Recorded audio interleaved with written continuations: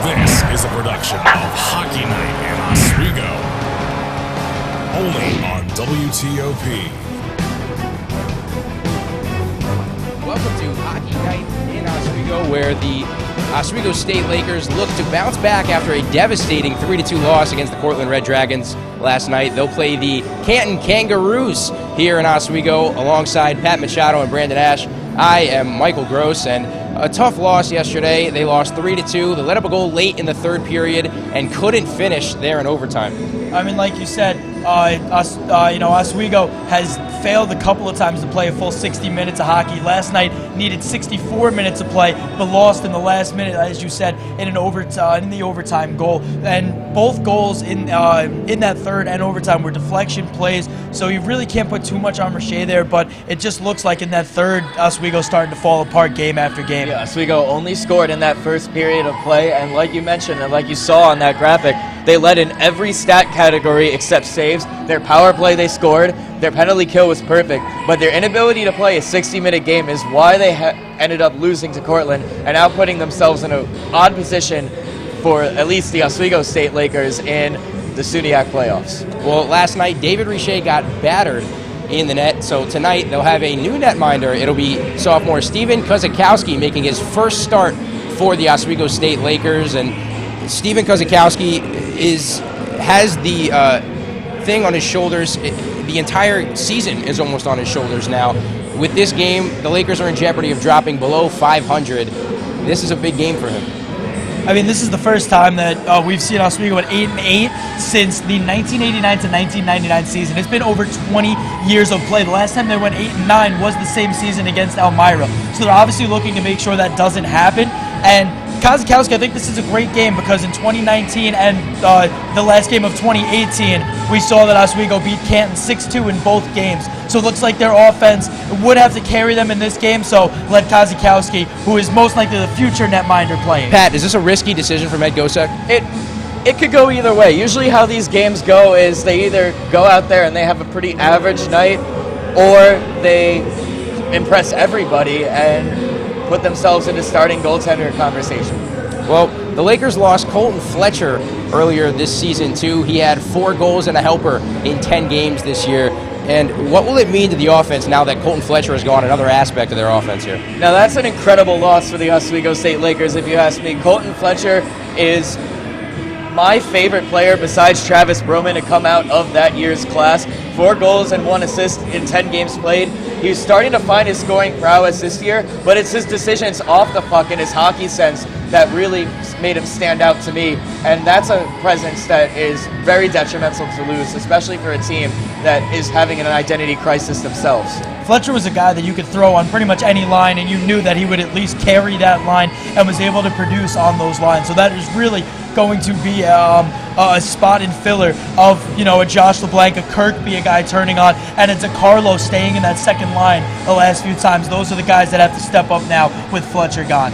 Well, with a subtraction, there always comes an addition. Last night, Mac Lewis, the newest Laker, made his debut against the Portland Red Dragons. And I talked to Ryan Bunka. He said he's a farm guy from his town, so he's going to pack a punch. He's pretty big, 6 foot, 190. And will Mac Lewis be able to replace Colton Fletcher in this rotation at the severity that Colton played? And he's a proven goal scorer. He is a consistent 35 points in the Ontario Junior Hockey League for the Trenton Golden Hawks in his last 2 seasons there. Last year he played for the Wilfrid Laurier University in the Canadian university system. Didn't really find his footing there. So this is a chance for Mac Lewis to find his own in Division III, and we'll see if he can impact the Lakers roster moving forward. Well, we'll see him tonight on the ice. He is the extra forward, but we'll take a quick break and step aside here on Hockey Night in Oswego, where we will have the preview for tonight's game against the Canton Kangaroos. Stay here on WTOP 10.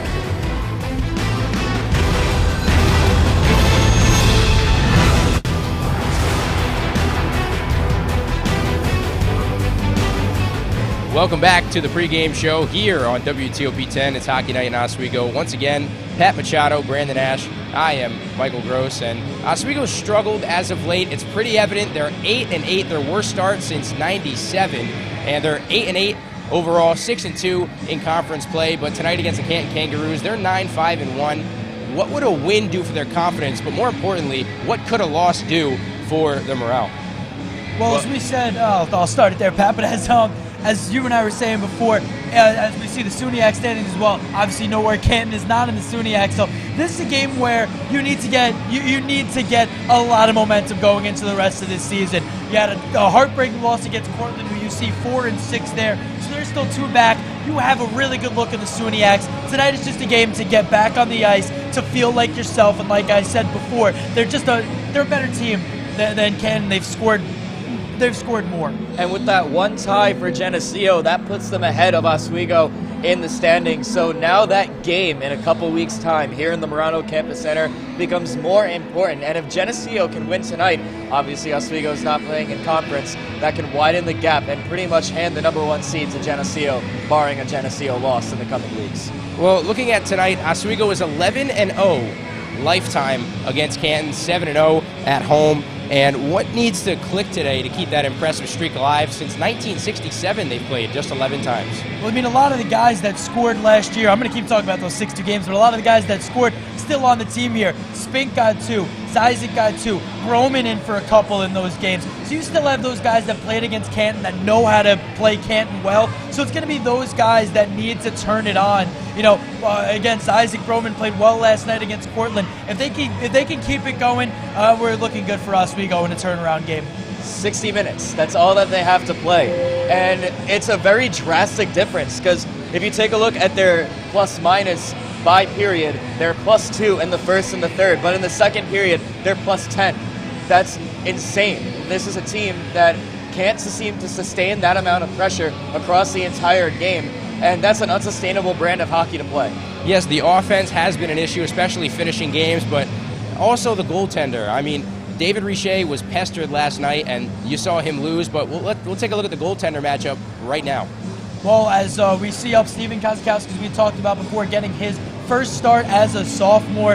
And, I mean, I like the decision. I think that it gives, this is your future goalie most likely for the foreseeable future. Both your main guys are seniors, so you need to see him, and this is a game to definitely see what he has. That's also important. Like you mentioned, 2 of them are seniors. That means Oswego is only going to have 1 goaltender. And Gosick isn't going to shy away from a goaltender battle at the beginning of the season to control the starting job. So if Steven Kozakowski, who is about to turn 21 in a couple weeks, youngest leaguer on the roster, can make an impact here tonight, he gets a leg up over who they recruit next year.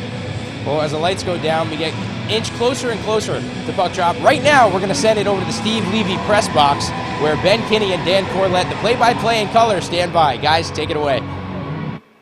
Thanks, guys. Ben Kinney, Dan Corlett with you here from the Murano Campus Center. The first game of the semester here in Oswego, and it's going to be a big one for the Lakers, Dan. Yeah, the Lakers have pushed themselves into a situation where every game from this point out is a playoff game. You kind of get what you deserve in hockey, and sloppy hockey deserves a sloppy season ending. But right now, we have an option. We have an opportunity to win out these next 2 games, and the door's open just a little bit for them to get into that postseason tournament. So, Ben, this game is just as important as those tournament games right now. Now, you mentioned kind of that this is a non-conference game, and I know the guys in the perch mentioned that, but one thing we are watching, especially with the playoff picture and the SUNYAC picture, is what's going on with Geneseo tonight.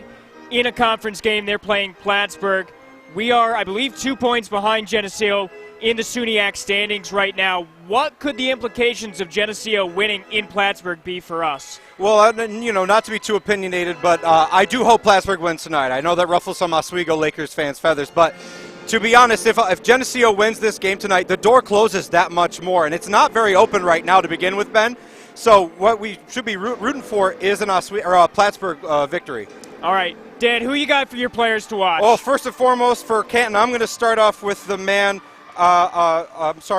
Sean Shepard. He's not really a stud as far as goals go, but he's a fundamentally sound defender. 25 blocks on the season. He has one of the highest plus-minuses on the team. He is going to be in-your-face persistent. The Lakers aren't going to be able to do those fancy deeks and dangles that they like to do if this guy's scoring them up in front of them. And on the converse for Oswego, it's a no-brainer. I'm going with Steven Kozakowski. This is the time. This probably should have happened 4 games ago, if you're asking my opinion. but the guy from Liverpool, New York, just up the road is going to get his time in the spotlight tonight between the pipes. We do not have any idea what this guy's playing style is like. We don't know if he's going to be any good as far as the pressure situation goes, but what we do know is it's probably better than the situations we faced in net so far. Absolutely. Now for my players to watch, we're looking at Canton, starting in net, Michael Cheraswalo, 9 starts on the season. He has a 4-3 record, 2 ties, and a .932 save percentage, a .292 average. Now one thing the Lakers are struggling with is getting goals, and it doesn't look like Cheraswalo is going to be much help with that. Now, on the contrary, for the Lakers, if there's one person who could do it, it's Travis Broman. 10 goals, 9 assists this season for the Lakers. He leads the Lakers in goals. Close second, I believe, in assists. If anyone can score goals for this Lakers offense, he is one of the best, followed only by Anthony Pissarro. Yeah, we talked about Broman earlier today, Ben, and we talked about how this is the only guy really skating with a lot of fire for the Lakers right now. He is their Gordie Howe, but Gordie Howe even needed Ted Lindsay and Red Kelly and Sid Acero and all those other great legends of that Red Wings team. Mr. Hockey was only as good as the people around him, and so the rest of the guys got to step up. But it's time to talk about keys to the game, and for me right now, I'm going to cover Canton because it's beating a dead horse to talk about Oswego. No offense to you, I know you're covering them, but to start off for me, my keys for Canton is you got to pass well. Oswego doesn't anticipate the passing lanes nearly well as they should. They get back on their laurels and their hind legs too much, and they let those passes either go in front of them or beat them. They need to anticipate, and Canton can beat that by getting good tape-to-tape passes, which every team has seemed to be able to do against Oswego so far, and quick changes. Oswego's weakness in the neutral zone is that they take too long to switch between lines. Defense, offense, even if you're doing it empty net, it takes far too long. Canton wants to get those breakaway opportunities. It's far more easier to do that when you get a good quick change, and they're likely to do that tonight. And then my biggest key, I hate to beat a dead horse, I hate to keep banging this drum, but pepper the new kid. Get that new kid a lot of pressure. Kozakowski has never faced this kind of pressure. He's never started between the pipes. He has never had this kind of weight on his shoulders before. A full-fledged D3 hockey game. He sat on the bench for the last year. He sat on the bench up until this point. This is the time. So he's either going to sink or swim, and Canton can either break him or make him, but you got to get smart, good shots, and well-season him. That means pepper him. Get him a lot of shots on goal. And now my keys to the game for Oswego. Number one, first and foremost, the Lakers have got to stay out of the box. This season, average penalty minutes per game for Oswego, they have 15 minutes penalty minutes per game right now, and against this Canton team who is 22% on the power play, 22% is not great, but it's not bad. They need to stay out of the box. Second one, these Lakers need to capitalize on the power play. This season, up to this point, they are 12 for 61, 19%. That is not good one bit on special teams. Third and final, they have to play a close and tight defensive game tonight. Like you were saying, they need to pepper the new kid, they being Canton, of course. The Lakers defense has to protect the new kid, and I think they could do that. It's well likely to see, and if I could add a key to you, Ben, real quick, listen to your coach. Every adjustment that the coach has made, every adjustment that Gosek's made, it just doesn't seem to make a difference. So either they're not listening or they're not executing. That's your biggest key tonight. We're going to anthems. We'll be back after this.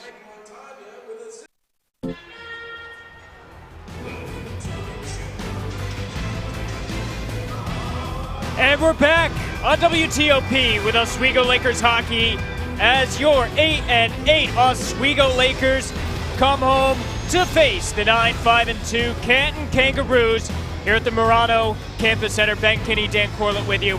Now, last night, Oswego 3-2 loss in Cortland. Canton also losing last night to Albertus Magnus College 4-1. Canton 8-2-2 this season on the road. Oswego an even 4-4 at home.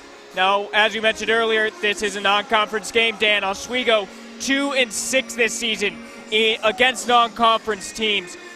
What is your key to beat a non-conference team if you're Oswego? I mean, for me right now, beating non-conference teams isn't really a huge priority. Like we said, the SUNYAC is your best way to win.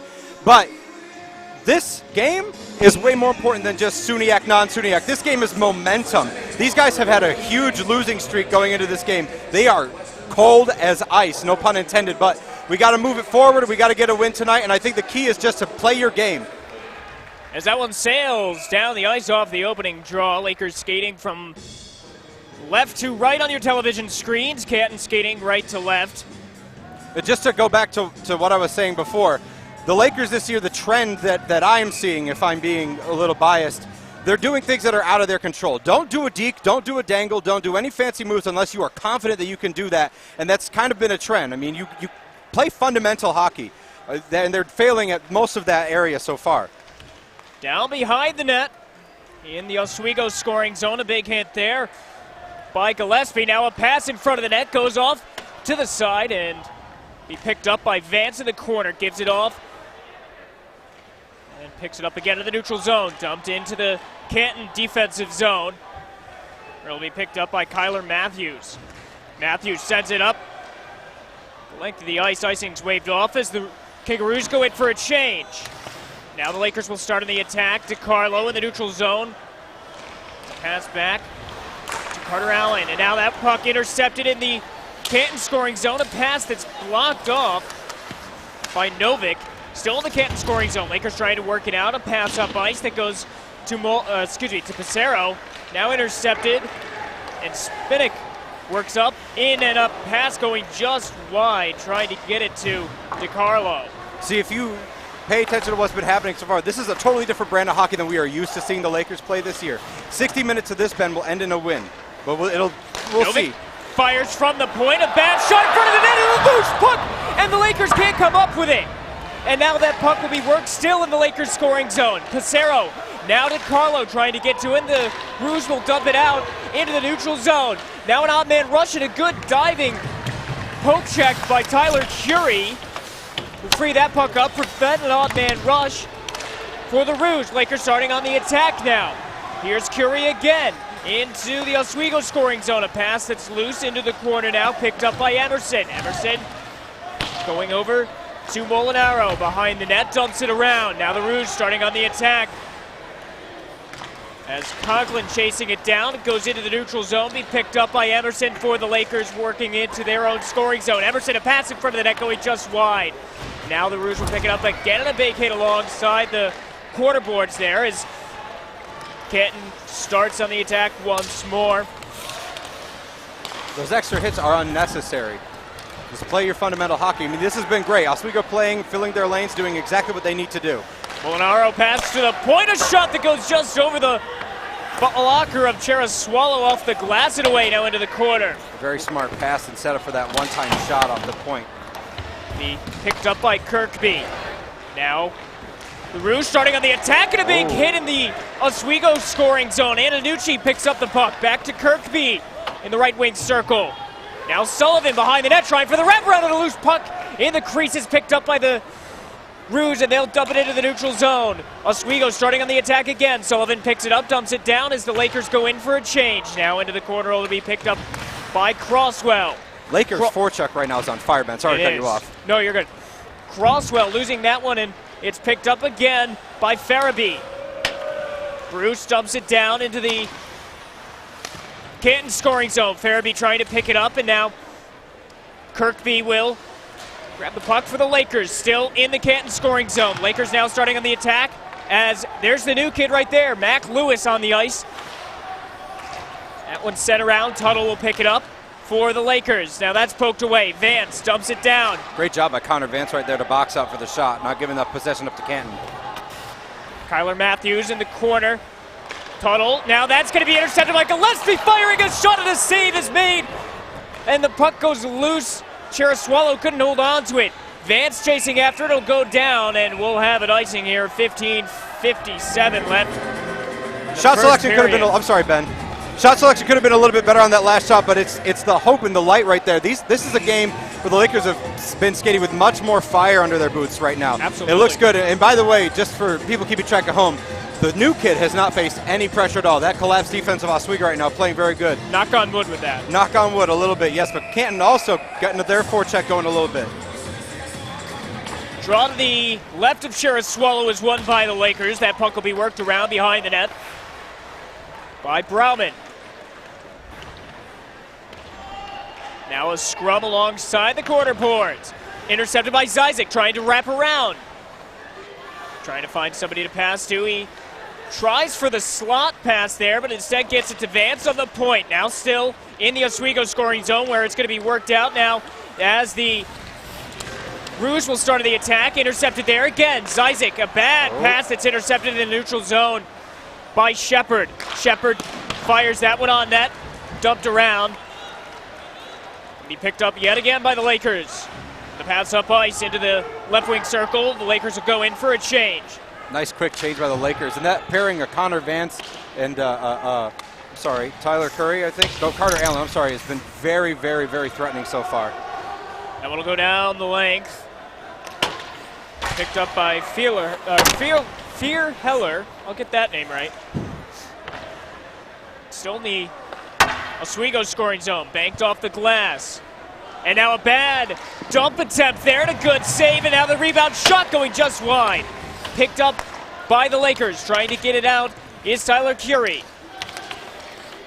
Still in the left corner in the Canton scoring zone. The Lakers trying to start the attack. Going to be intercepted there and dumped down by the Rouge. They'll go in for a change. Now in the corner. Back to the point. That was great job. A great save. And now the Lakers starting on the attack. A pass to DiCarlo in front of the net. Can't get the shot off as a stick lift there. Young kid not giving up on the puck. Conklin, no. Now in the corner. Pissarro trying to pass it around. He gets it over to Spinnick. Spinnick now to DiCarlo in front of the net. That's a goal! Scores! Anthony Pissarro puts the Lakers on the board. What a one-time shot in front of the net. It's 1-0 Lakers. Fundamentals. That's what I've been saying the whole time. Positioning, being aware. Spink didn't even know that puck was going to be passed to him behind the net, and he made that play to get back there. I don't think anybody knew it. This is the kind of fire that they need. This has been the first time in a long time where the Lakers have scored first. If we look right here, this is a really improbable shot, but you got to make these shots. I don't think I've ever seen a goal go in from that angle before. Behind the net is a really dangerous place for the defensive zone players to be. That goaltender doesn't know where the puck is. Those defenders have a hard time communicating where it's going to go because you can't anticipate, and it throws everybody off their groove. If the Lakers want to do that more, it's going to lead to more success. We got a delayed penalty with an empty net coming up. And the Lakers, just after scoring that goal, are going to go to the power play. This season, when scoring first, the odds are in the Lakers' favor. They're 7-2-0. When the opponent scores first for Canton, they're 4-3-1. When I was talking before the game, Ben, about one of the most important things Canton has to do is pepper Kosakowski, get a lot of those shots on smart, on-goal shots. However, Oswego must have been listening to me. Gosek must have heard my keys to the game because this team is doing the exact thing to this Canton goaltender right now. Smart shots, a lot of shots, maybe not as many threatening ones, but you make him tired, make him threatened, and that's going to put him off his groove. And now we're a man up. We'll see how this goes. Novik takes the draw, fires the shot from in tight, and the shot going just wide of the net. Over the crease. It'll be picked up. Still in the Lakers scoring zone. DiCarlo now. Gillespie on the point. In transition, back to Novik. Novik, pass to Gillespie. Gillespie from the right circle. Trying to find somebody to pass to. Gets it behind the net. Trying to get it to Zizek. Gets it to DiCarlo. Now Zizek again. A pass to Gillespie. Fans on the shot that goes into the right corner. Now Novik on the point. Firing it back to Gillespie. Gillespie over to DiCarlo. Fires the shot. Scores! Alex DiCarlo, 2-0 Lakers. Within a minute of the first on the power play, the Lakers go up by 2. On an essentially dead special teams unit on this power play, this Lakers team passes well, it shines. And you made a point that Pissarro fanned on that shot. I disagree, Ben. That was a smart job to not accept that pass because you knew you were going to have a corral it, move it around the coverage to the open man on the other side. Stamkos shot one-timer right to the top of the net. Beautiful, That's beautiful exactly what hockey. it was. Lakers starting on the attack yet again will be whistled offside. The puck was in Toledo, but he was in Cleveland, Dan. Nobody wants to be in Cleveland. No one wants to be in Cleveland. Not even LeBron. Wrong sport. Back to the neutral zone we go, and back to the sport of hockey we go.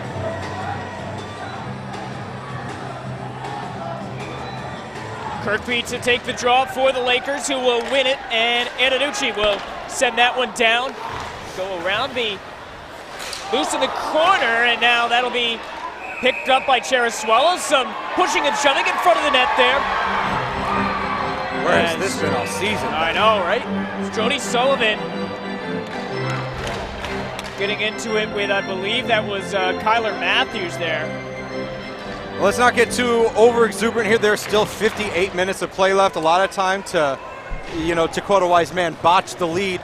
So we'll see how this goes. But if the Lakers keep playing with the puck under them, not in front of them, how they have been playing, this fundamental brand of hockey, being able to control to get these tape-to-tape passes. We actually had a penalty there as LeBlanc.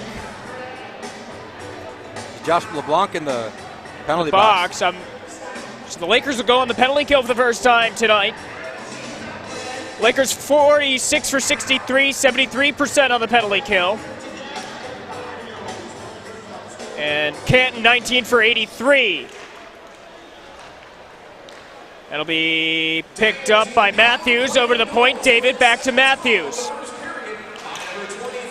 Matthews back to the point. That was Bruce. Matthews again. Now to David. David in transition, still with the puck. Going back closing to all Bruce. those shooting and passing lanes out.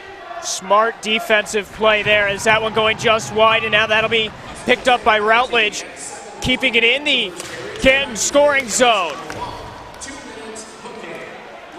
Dumped down on a good penalty kill effort there as Mitch Everson able to dump it down, catches the goal outside, and he scores! In an improbable play, Tanner Spinnick gets the short-handed goal. It's 3-0 Lakers!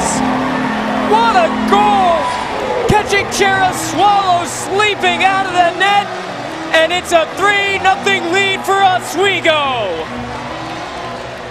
One of the things that coaches say to you the most is finish your checks and play your assignment well. And Spink finished his checks. Spink followed that puck all the way to the zone, letting his team get a little bit of pressure off that change, and it resulted in a shorthand goal. And just watching the replay, Cheraswalo, as it looks like timeout's going to be called here.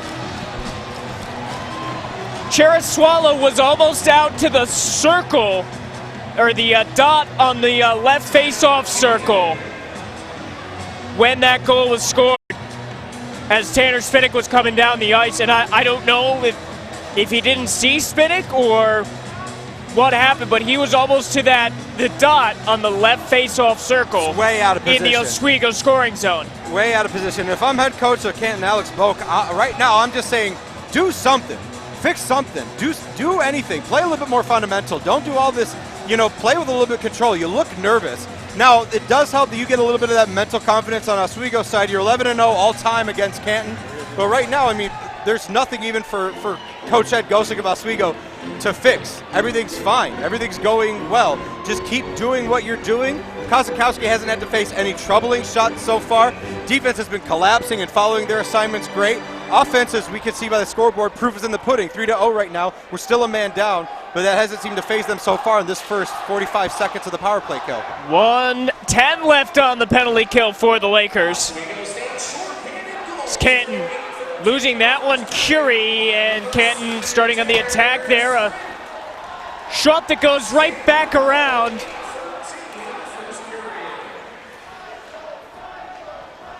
As that'll be still in the Canton scoring zone. Picked up by Farabee. Back on the point. I can't see who that was. But it'll be Headland who picks it up. A shot that goes off the glass and away. Now picked up by Mayette. On the point, Hinsenbergs. Hinsenbergs fires the shot off the end boards. It'll be cleared out into the neutral zone, so everyone's going to have to skate back and dump down around the Rouge. Will go in for a change. It'll be picked up by Oswego, who will dump it down again. Right to Kyler Matthews. Matthews will start on the attack and dump it down yet again. An impeccably slow shift change there by Canton. Not going to win games now like the that. Lakers Not like starting this. to work on the attack here. Here comes Isaac. Great Not stop. able to get in front of the net, but it's a shot by Brauman that goes just wide. Brauman with a great poke check away in the Oswego scoring zone. Going to work it into the left circle and a big hit in the corner. Put on by Michael Gillespie. Now the puck going to Vance. Still in the Oswego scoring zone, and a stalemate there. Goes into the neutral zone, dumped down into the Oswego scoring zone again. It'll be picked up by Fearheller. How about that? Big hit there. It's now the Lakers with a big interception there by Molinaro. Molinaro trying to fire the shot away. It's either an Oswego player or a Canton player without his stick, sitting in the middle of the ice right there. And now a big hit along the boards. So that one goes down. That was, yeah. A little bit extra there after that hit by, I believe that was Matthews. Now the shot from Farabee. It's blocked away. Now another block shot that goes off the M boards again. Good defense by the Lakers as they'll try to work it out of the Canton scoring zone into the neutral zone. And a big hit by Tuttle along the half boards. Sends it back into the Canton scoring zone. Allen. Pass up ice to Molinaro. Lakers starting on the attack. Down to Emerson. Emerson in front of the net on a good pass that goes wide and away. Farabee works it up into the Canton scoring zone. Patted away.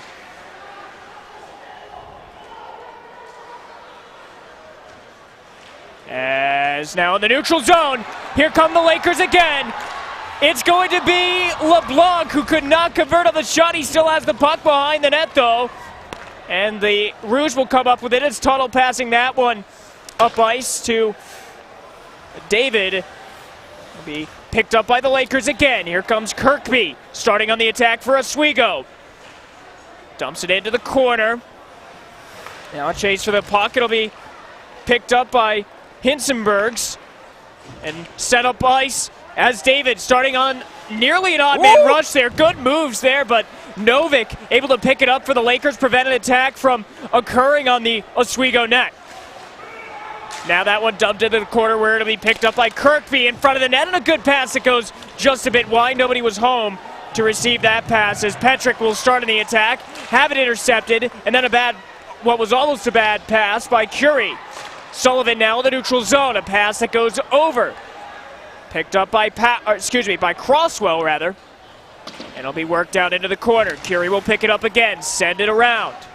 And now picked up for the Lakers. On the attack, DiCarlo. DiCarlo into the Lakers scoring zone, and a shot from Spink. That did not get far. Spink's going to have to go to the equipment manager in the middle of the intermission because he's lost an edge like 3 times this period alone. Tie up along the end boards, ends up with a puck for Canton, and a great save by Kozakowski. First save in the show, kid. Congratulations. That's your first big-time shot, big-time save. And now that'll be still in the Canton scoring zone. Pass back, Tuttle on the point. Curie will pick it up for the Lakers. And then along the end wall there, picked up by Durazio. Now the Lakers intercept. Passero working through the neutral zone. A tie up for the puck. DiCarlo will come out with it in the Lakers scoring zone. Along the end boards trying to get the wraparound. Can't maintain control of the puck. It'll be picked up by Bannister. Now Tuttle will lose that one in front of the net. A shot and a great save by Chera Swallow. Flashing the leather a little bit, and I could go back here a little bit, Ben. I want to talk about a couple of plays that really stood out to me. First of all, the Travis Broman takeaway opportunity on that forecheck. He didn't give up on that play. A lot of people like to call Travis Broman a dog on raw meat, and that was exactly what he is. There's 60 minutes of scheduled hockey. He plays all 60 minutes and not just goals and hits. And we want to talk about Josh LeBlanc's scoring opportunity. A great play by Connor Tuttle of Canton to poke check that away. That could have been an easy goal. Off the faceoff, Vance fires a shot that's blocked by one of his own players who was falling down. That was Michael Gillespie. Now a loose puck in front of the net as Canton trying to work it out. They are able to, as that puck will go up into the bench, and a big hit there. Look at that. Nearly sends Fearheller into the Oswego bench. It's Mr. Oswego hockey, Travis Broman. Hits, goals, assists, he can do it all. I think he can. I think with that hit right there, he may have just proven his point. And just another thing, Oswego keeps letting Canton try to do those fancy hot stop moves. If they could do that, they wouldn't be playing D3. So that's why Oswego's letting them do their thing, letting them try that, and think that they can punk them in the middle of this game. They're not. They're playing sound defense. That will be intercepted by Brauman, and it'll be offside, a bit of a delayed offside call. So with 6:10 left in the first period, a 3-0 Lakers lead.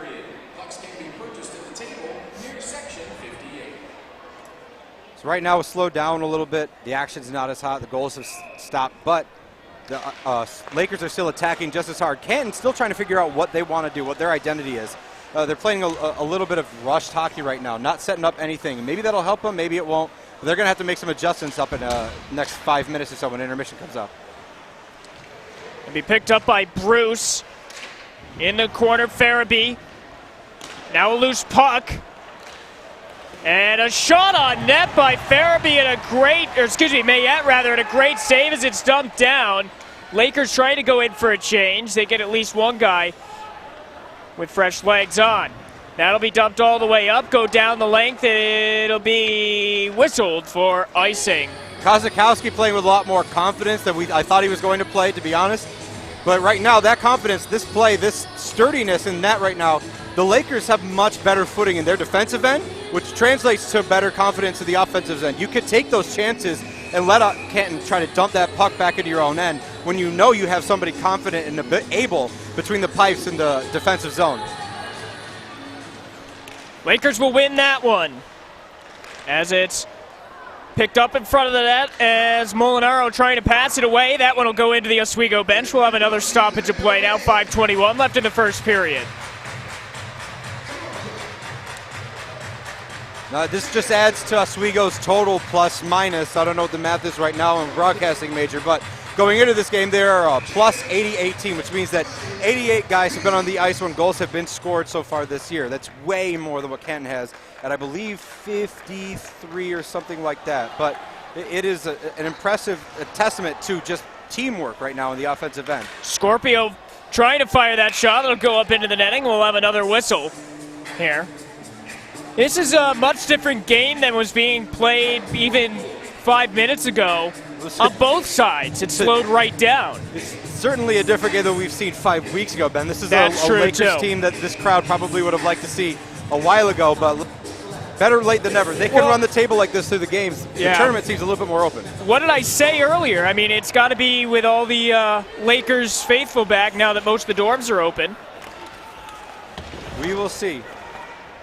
That one behind the net and a loose puck, and it's picked up by Cheras Swallow, bouncing for a minute. And Joey Scorpio giving him a little bit of work in front of the net. Nothing is earned right now.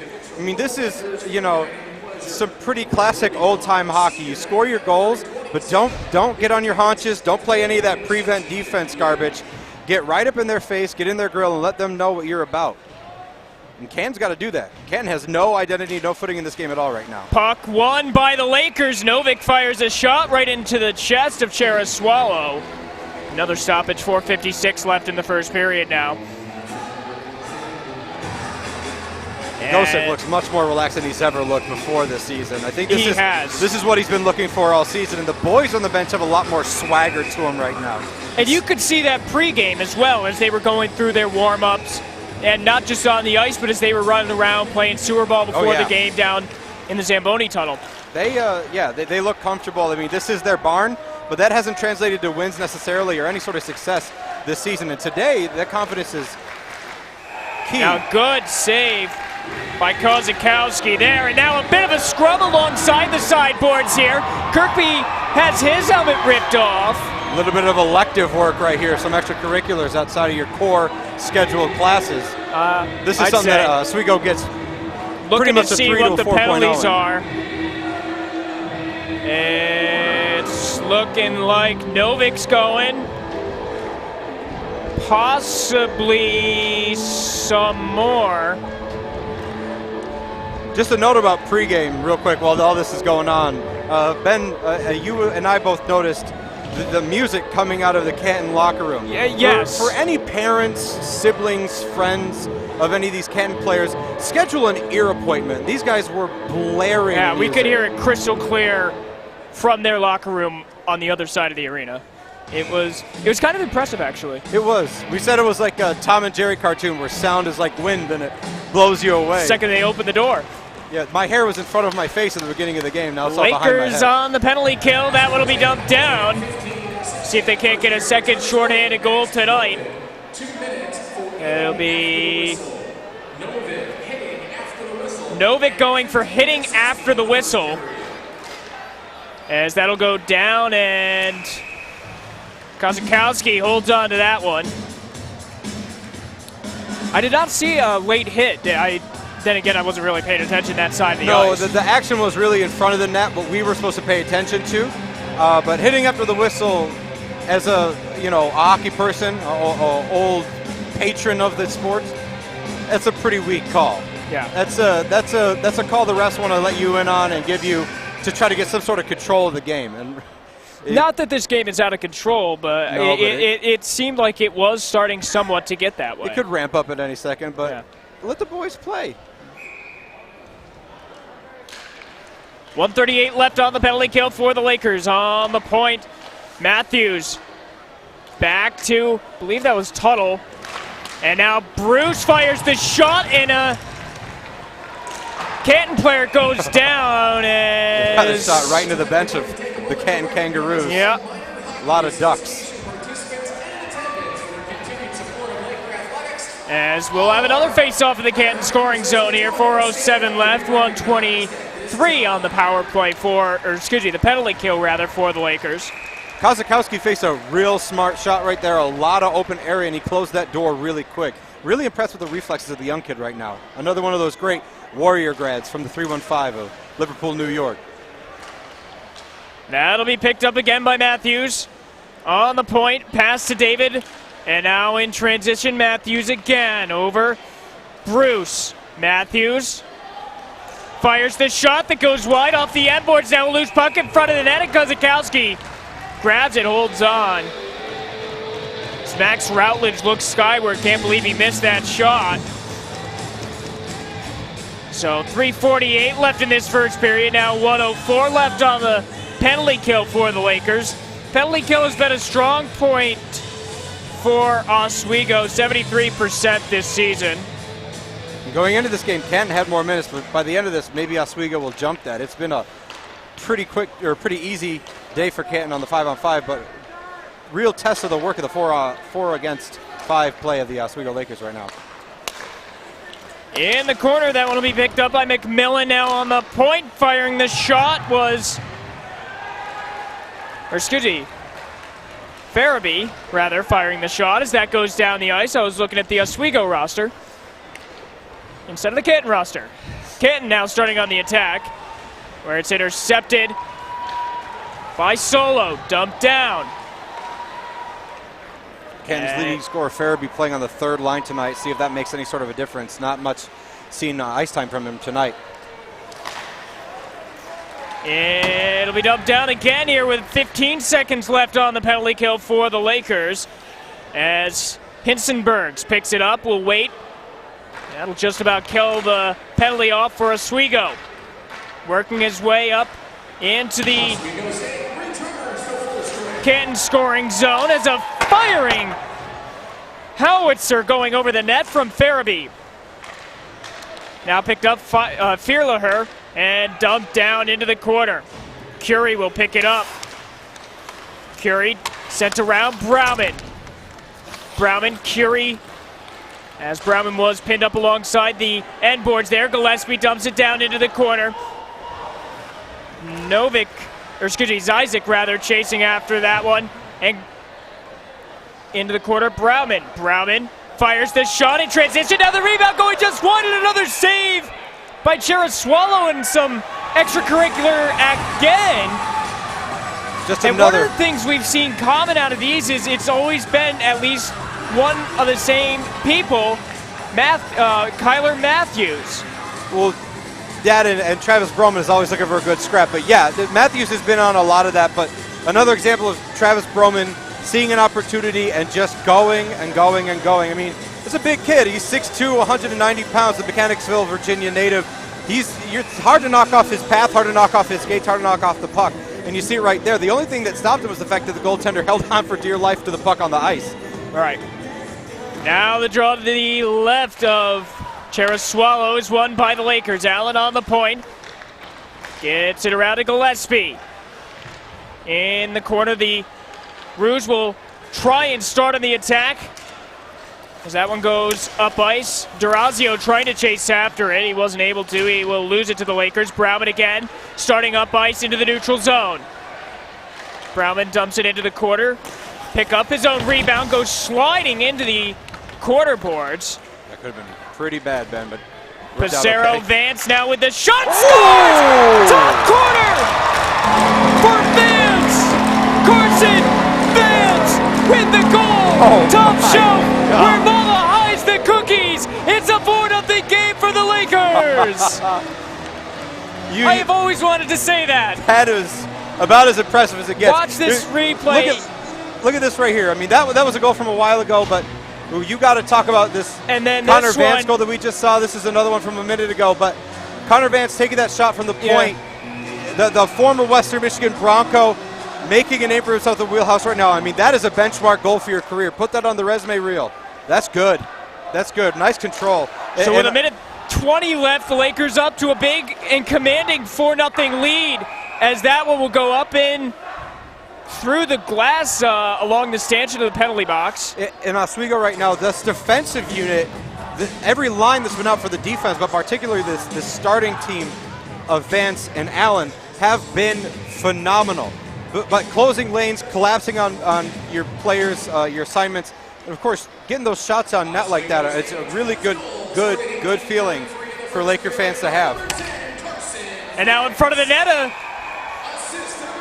puck that was chased out by Cheraswalo, as that was almost trouble for him. Now some jawing going on afterwards with Farabee and Spink. So this makes 28 total goals allowed all season for Michael Cheraswalo. Probably going to bump his average of 2.92 goals a game up, and also we're going to talk about this, but that's a 10th power play goal on the year for him. In the corner, that one will be a big hit late on Tanner Spink. With under a minute to go, Curie picks it up in the neutral zone for the Lakers. DiCarlo now working his way into the Oswego scoring zone. It'll be intercepted by Mayette, and now the Rouge will try to start the attack, working it out of their own defending zone, but the Lakers intercept there. In the corner, that's Novik. Pass around Passero, still in the corner. Rouge starting on the attack as Novik gets it into the neutral zone, but he's intercepted by Mayette, who will dump it down and go in for a change there. Behind the net, now into the corner, it's going to be Farabee. A pass in front of the net that's intercepted by Oswego, who will start on the attack. Passero dumped up and intercepted, and now back down. A fresh set of legs on the ice for Canton. A shot that was saved by Kozakowski and then batted wide, picked up by the Lakers again. 5 seconds left in the period, and now a shot and a great save by Kozakowski with 1.6 left on the clock. I just can't say enough. I mean, this first period, this is a coming out party. Absolutely. For Kozakowski. I mean, in my opinion, this should have happened 4 games ago, but if you're going to show up like this, come on whenever you want to, man. And Canton's got to make a lot of adjustments. 1.6 seconds left. I mean, and that's going to do it for the first period. I think you just told us most of your takeaways from this first period, Dan, but otherwise, what did you see that Oswego did right and Canton did wrong? It was what I was talking about at the beginning. It's fundamentals. You didn't notice any fancy dekes or dangles, no loose puck dekes, no unnecessary moves. Playing hockey and those passing lanes that I was talking about with Canton, they somehow found themselves for the green and gold. I'm really impressed right now with Oswego, but again, there is 40 more minutes left of hockey scheduled tonight. We'll see how that goes. But if I'm Canton right now, I got to figure something out. I know the scouting report for Oswego was not good because they were not playing a great brand or even their brand of hockey coming into tonight. But you got to make adjustments. You got to say, this is how they're playing right now. How do we play? The rest of this crowd might be in for some boring hockey, a lot of prevent defense, a lot of setting up of your defense and anticipating, getting ahead of your assignment and your man, and sticking back a little bit for Canton and letting Oswego kind of just shoot themselves maybe in or out of a situation that'll help or hurt them. But goaltending play has to be helped. The defensemen of Canton have bailed on him. There's no help. There's no presence at all. So after 20 minutes of play, Oswego comes out with a commanding 4-0 lead. We'll see what the second period brings. After this, you're watching Hockey Night in Oswego on WTOP.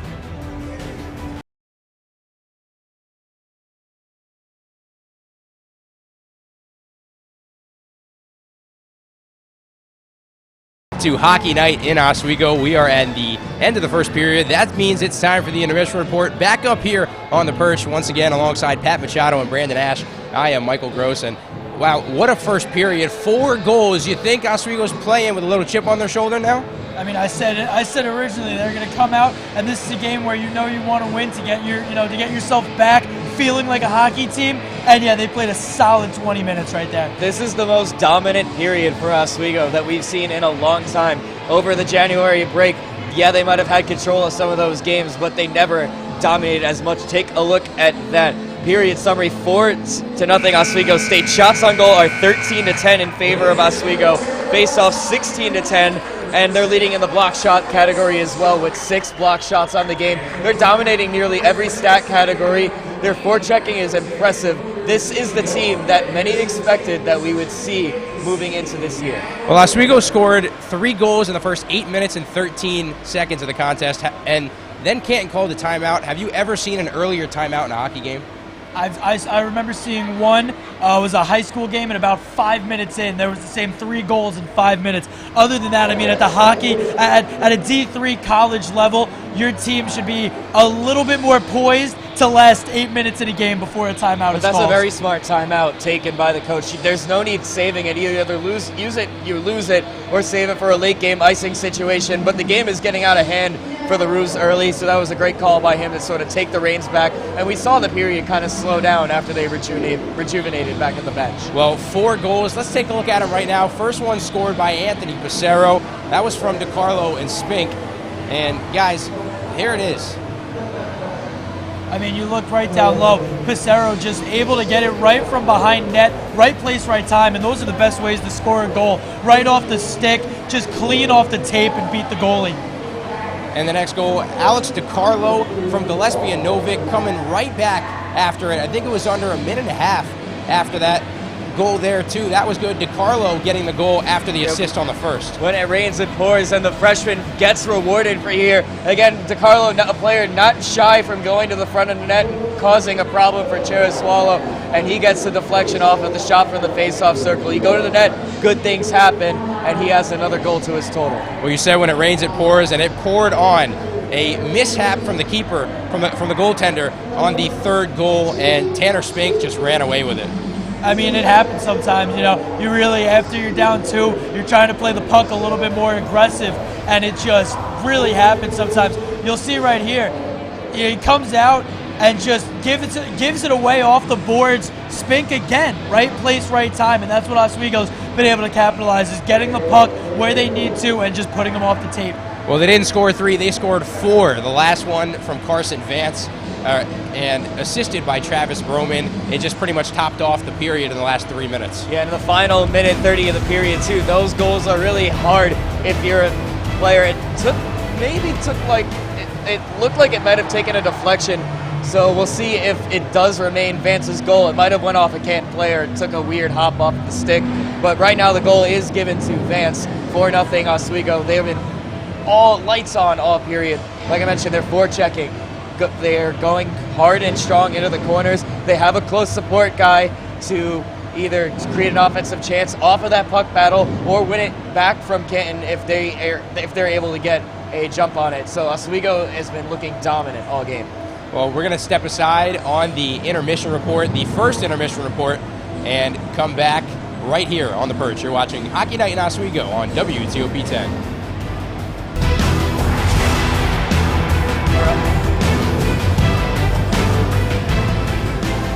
Welcome back to the Wheelhouse. The Lakers lead 4-0 in the first intermission. And we talked before in the pregame show, Steven Kozakowski was going to make his debut, his first start for the Lakers as a sophomore in net, and he's done an amazing job thus far. I mean, as you see right here, already 10 shots on goal by Canton, all of them stopped by Kozakowski, and it just shows that, you know, Oswego needs to have a next man up mentality. Obviously, you have a new extra forward in Mac Lewis, but your starting goalie, he's doing very well to start. And he's standing in net and standing tall in the first 20. Pat, we had doubt about Kozakowski in the beginning, saying, did Gosek make the right choice? So far through the first period, it seems like it. I think he did. He impressed me in those exhibition games. Of course, those exhibition games are a wild card, but the other thing to take into account here is when you have a new goaltender in for your team, especially after you've been struggling for a long time, the team's going to rally around that man, because if that man has his confidence shifted in the first game, that's going to lead to long-term issues. But if you could get him feeling good about his play in his first game here like he is in his first period of play, that's going to turn good for him and good for the team. Now, it's going to be a matter of whether they can sustain that over the next 2 periods. But one thing worth noting is in this past season, the first period has been Oswego's least productive period offensively. So they've definitely built themselves a good foundation moving forward. Well, with the addition of Kozakowski being sharp thus far, Oswego has really pestered Canton all first period. 4 goals, as we mentioned, and Canton got a little angry. They got a little chippy, and that's where physicality comes into play. I mean, that's really the key in hockey is physicality. And if you're playing strong, you're playing fast, and you're getting to the puck, you're most likely going to have a good game, and that's what's showing here. And, I mean, you see the chippiness right there. We already seen a few penalties in this game called, and I'm expecting more as the time goes on as well. Yeah, Oswego has never been a team to shy away from after the whistle stuff. Travis Broman, Michael Gillespie, probably your 2 most top participants in that category. And it led to a power play opportunity for Canton after Max Novick got tagged with a penalty for hitting after the whistle. I've never seen that called here. I would have liked to see it be called roughing if you were going to go along that route, but both teams were hitting after the whistle. So taking the one, it just seems like a mismanaged call to me. Well, either way, it didn't matter in the end. That power play that Canton had, the Lakers scored unassisted. That was Tanner Spink, the 3rd goal of the period out of the 4. But let's talk about Alex DiCarlo real quick. He had an assist on the first goal, and he had the goal for the second one. He's been great thus far. I mean, if you're on that second line, you have a guy like Pissarro that he's a general on the ice, and he can see everything in front of him, along with Spink is another guy that loves to play that wing and get in position. So if DiCarlo can get in positions where he's going to get fed that puck, he's going to look for open opportunities, and that's what it's really been. First off, like you said, found the goal scorer open, and then was able to get open on that left side for his own goal. Just finding a way to put it on the tape. And you said getting in position, they played behind the net a lot, and that's what they have to do to score. They have to play behind the net, get the goaltender of the opposing side a little off of his rocker, and they've done that. 4 goals. So we'll send it to break here. We're going to come back to the press box after this for the second period. The Lakers are up 4-0. You're watching WTOP today. Welcome back to the Verano Campus Center here at SUNY Oswego as your Oswego Lakers come to town, or excuse me, not come to town. The Canton Kangaroos come to town to face your Oswego Lakers. And it was a big game and a big coming out in the first period for the Lakers. 4 goals on the board for Oswego, Dan. Yeah, we could talk about the offense all day, which we likely will, but I want to talk about Kozakowski for a second. Blown away, really impressed. Had faced everything with a lot of stride, but we want to talk about offense. Welcome back to the scoring column, Anthony Pissarro. We have missed you. Alex DiCarlo, Carson Vance both notching their 3rd goals of the season, and then Tanner Spink getting that cool shorthand goal that everybody got all riled about. Yeah. Now, you mentioned Kozakowski facing 10 shots the last period. Oswego out shooting Canton 13-10 in the first period. Now, let's take a look at the stats here. When leading after 1 period, the Lakers are 3-2-0. And when trailing after a period, well, Canton is 1-4-0. So numbers are in favor for Oswego. Let's see if they can convert. And hockey is quite a superstitious sport. You talk You hear about Sidney Crosby walking around the other team's locker room eating a peanut butter jelly sandwich every day. So the superstitions are there. We can't go by these numbers, but right now I think Gosick is really, really comfortable with the fact that this team's playing fundamental hockey and it's going to pay off. As the second period is underway, as the Lakers come up with the puck, that is Gillespie with a pass up ice to Zyzik, now into the Oswego scoring zone in the right corner. Zyzik has nowhere to pass to. He'll pick up his own rebound there as Brauman in front of the net trying to find a Laker to pass to. It goes just wide, sails down the ice, and it will be picked up by Kozakowski, passed off. Vance will start the attack for Oswego. A pass up ice goes past the stick of Gillespie down the ice. We'll have our first whistle of period number 2 with 19:24 left here in the second period. Now, you mentioned that shorthanded goal there by Tanner Spink. Kind of a lucky break for Oswego as Cheraswalo was coming out to play the puck as it was dumped down almost to the face-off dot in the left circle. Kind of caught him off guard as Spink came down as that puck dropped in favor of Oswego in the corner in the Canton scoring zone as the Lakers trying to get it out. Brauman picks up the puck and will send it down. Shepard picks it up for Canton. And now a high hit there, and now DeCarlo working his way up and into the scoring zone. Sean Gillespie scores! 5-0 Oswego! And the Lakers continue to roll over Canton in the second period. We want to talk about that opportunity that you said that came off that goaltender coming out of position.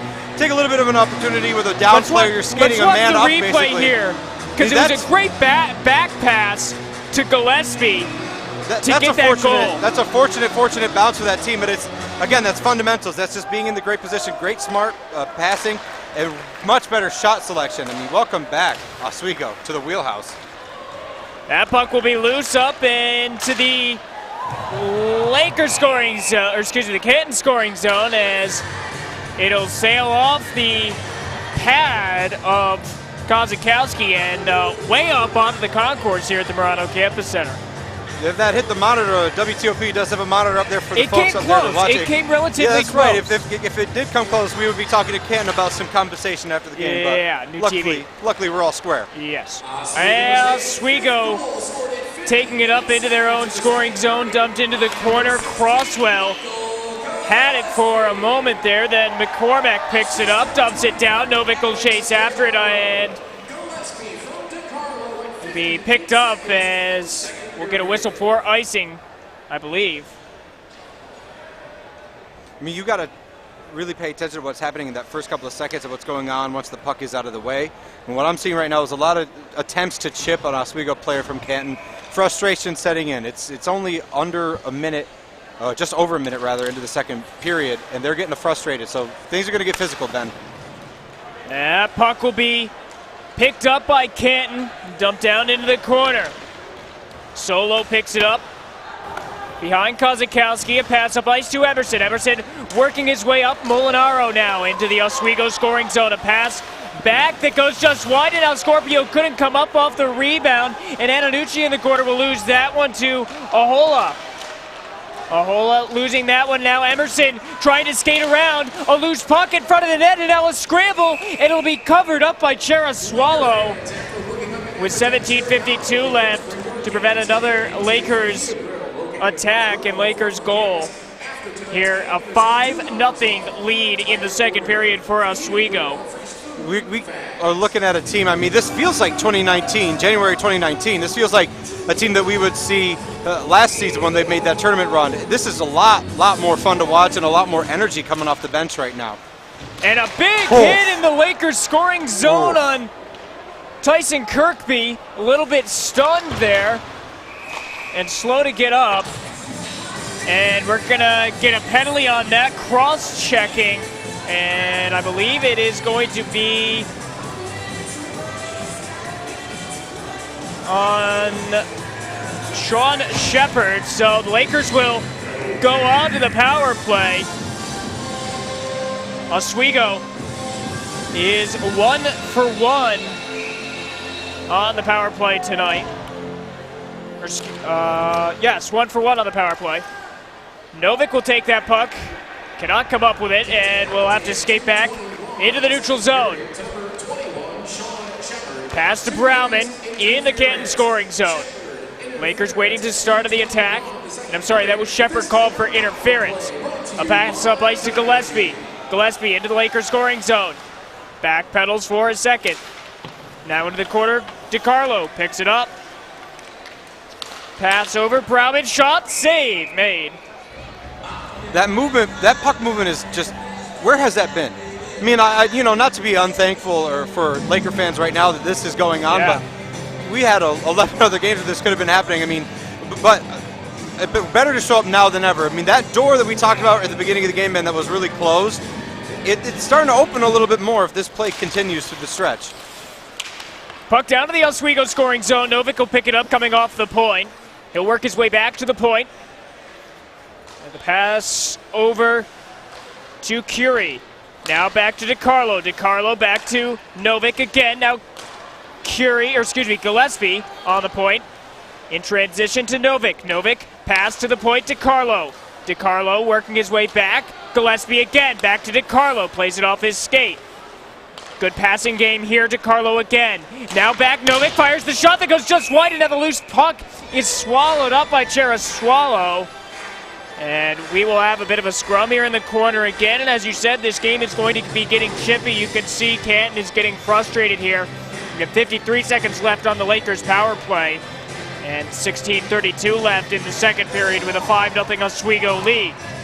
And it's going to be hard for them to chase them down. I mean, in this power play kill right here, Oswego controlling that puck at the outside, making that defensive formation move with them. The strategy is to make one guy break so you can get the inside guy the puck. And they haven't been able to do that, but it just tires you out. I mean, these 4 guys are, well, they were out there, but this next 4 guys, they're going to be in for the ringer. They got about a minute of this to kill. Curie, pass back to Pissarro, fires the shot that goes wide. Vance picks it up in the corner. Pass down Molinaro, and that'll be blocked up. Molinaro again. It'll sail down the length now. 30 seconds left on the power play for the Lakers. Picked up by Curie, who will skate it out of the Canton scoring zone with a pass up ice to Pissarro. Pissarro in the neutral zone now in transition from defense to offense into the Oswego scoring zone. Molinaro knocked off the puck going to Curie. Now back to Molinaro again in the neutral zone, working his way into the Oswego scoring zone. 5 seconds left on the power play. Canton will pick it up, dump it down. That'll kill off the penalty. Both teams at full strength. Kozakowski plays that one off. Now working its way, LeBlanc into the neutral zone. Skating through into the Oswego scoring zone, but it's intercepted. Now Lewis picks it up. Now back to LeBlanc again. Lewis delivers a big hit, and now Lewis again, a shot, and a loose puck in front of the net, but he couldn't come up with it. Was Sullivan off a wide open net, and now Canton starting on the attack, but Sullivan will pick it up again. Work his way back around. It'll be picked up. LeBlanc chasing after it. Near odd man rush there. Now into the corner. LeBlanc skates with it. And a pass that goes to Novik on the point. Working around Lewis trying to pick it up, but he's not able to regain control. It'll be Allen in the neutral zone losing that puck. Novik will pick it up yet again. Skate back into the Canton scoring zone. A pass up to Allen. Allen now to Lewis. Lewis trying to get it to Sullivan, but it goes drifting into the neutral zone, and then Canton will pick it up. A pass that goes up ice in front of the net, as that was Bruce trying to get the shot off. He was not able to. Now behind the net, it's going to be a wraparound attempt that's blocked away. Farabee could not get the shot off, and now a shot that's padded away. Farabee again off the rebound, going off the glass and around. Still in the Canton scoring zone. Shepard trying to fire the shot, and a hit alongside the end boards. Now Farabee again in a shot in front of the net that goes just wide, as Oswego will take the puck and work it into their neutral zone, as Novik getting hit late after that one. Interesting call to let that one go. It was. Matthews to Mayette. Now back to Shepard into the Canton scoring zone. Knocked off by Solo. Solo again, working his way into the neutral zone. A pass that went to Gillespie. Gillespie now to Zizek. Left off to Broman. Back to Zizek. Fires the shot, and that goes just wide and away. Now the rebound going just wide again. as Shepard got tangled up with Solo alongside the half-boards. And now Canton will start to work their way out into their own scoring zone. A pass that's Petrick. And McCormick firing the shot that goes just wide, picked up in the corner by Durazio. Now McCormick again fires the shot. Gillespie working his way out. A 2-on-2 developing for the Lakers here. Gillespie a pass that goes over to Broman in the corner. Broman fires a shot and it's a save made. And now a little bit of extracurricular afterwards with Gillespie. I believe that is Crosswell there. That's a lot of extracurricular that they just let go. And letting go the late hit. I don't know what the ref said after the middle of the period, but it feels like, or intermission rather, feels like they're just going to let a lot of things go, let these boys play. But that was the first time, that was the first stretch of game where we see Canton have a presence in this game. Getting some sort of a footing and an identity. Kind of making Oswego lose that fundamental game that they had before, but they get it right back. I mean, great defensive play by Oswego. Welcome to the offensive presence of Canton. Good game of hockey about to play for the rest of the game. Trying to jump for that puck, but it'll be blocked up. I believe that one may have gone off the netting behind the net there. But play continues as now Spink trying to get the puck and a big open ice hit there that was obviously dirty. And now here we go as Spink is thrown down to the ice and a couple of punches thrown by Bannister. We're tangled up alongside the half-boards. And it looked like, yeah, that was Spink that threw a couple of jabs in off of the open ice hit. I can't tell who's going to be getting the penalty, but I believe it's going to be Canton that's going to get the lone penalty on this. I think it's going to be 91 Brett Bannister. He had almost a knee-to-knee collision, which is an illegal hit. It was. Those are dangerous. You could dislodge somebody's kneecap doing that. If we can get a replay of that from downstairs, here it is. Right there, taking his knee out. That was borderline a slew foot. Yeah, that was Jared Croswell, number 4. Yeah. But Bannister got in there for the fight. Both him and Bannister, I believe, will sit, but Spink will sit for the Lakers as well, so we won't have a 5-on-3 here as referees are going to be going over the judgments here and the sentences. Ben, it looks like we're going to be skating 5-on-3. You got 2 men in Canton's box. I'm sorry, 5-on-4. 1 man in Oswego's box. So you just can't let that stuff go. Jury, and prosecution having a meeting down in front of the penalty box as he's not happy. He's waiting for an explanation there, and I don't think anybody is. And you can see that Josh Zizek is wondering, why are we getting a penalty off of that? Which I can kind of understand. There was a little bit of a jab thrown by Spink after the fact there.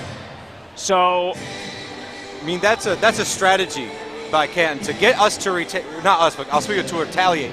Get the Lakers to get in your face. Chirp them a little bit, push them a little bit. Unfortunately, they got caught with what could have been called a cross-check, if you're asking me. But absolutely. But it doesn't work out because we end up and we're gonna get another angle of that hit, I believe. Let's see right there. You can just see he takes the knee out, and that's the type of hit that can end careers right there. It has ended careers. You've seen that in the NHL, and you've seen where they've really cracked down on that. I mean, Lindros. that's Lindros, Marchand. Oh yeah. And I'm a Bruins fan saying that. It's unfortunate. I know. But I mean, the referees, like we did say, just let some things go, but that's intolerable. No, you cannot let that go. It wasn't as bad as it could have been. It was a little bit more of a glance than anything, Ben. But if that was straight knee to knee, I mean, that would have blown out. The danger of that hit is not just that it hurts you; it dislodges your kneecap. It can do some serious damage. That is painful, and that's not something that injury that goes away overnight. Oh no! No. You can see Gosick is pretty mad right now. He's not happy. He's not thrilled at all. He wants an explanation from referee Gregory Blaze. I don't know if he's going to get one or not directly from Blaze, but he's getting an explanation. I think mainly what he's looking for right now is just, like you said, why does Oswego have a man in the box? That's an illegal hit.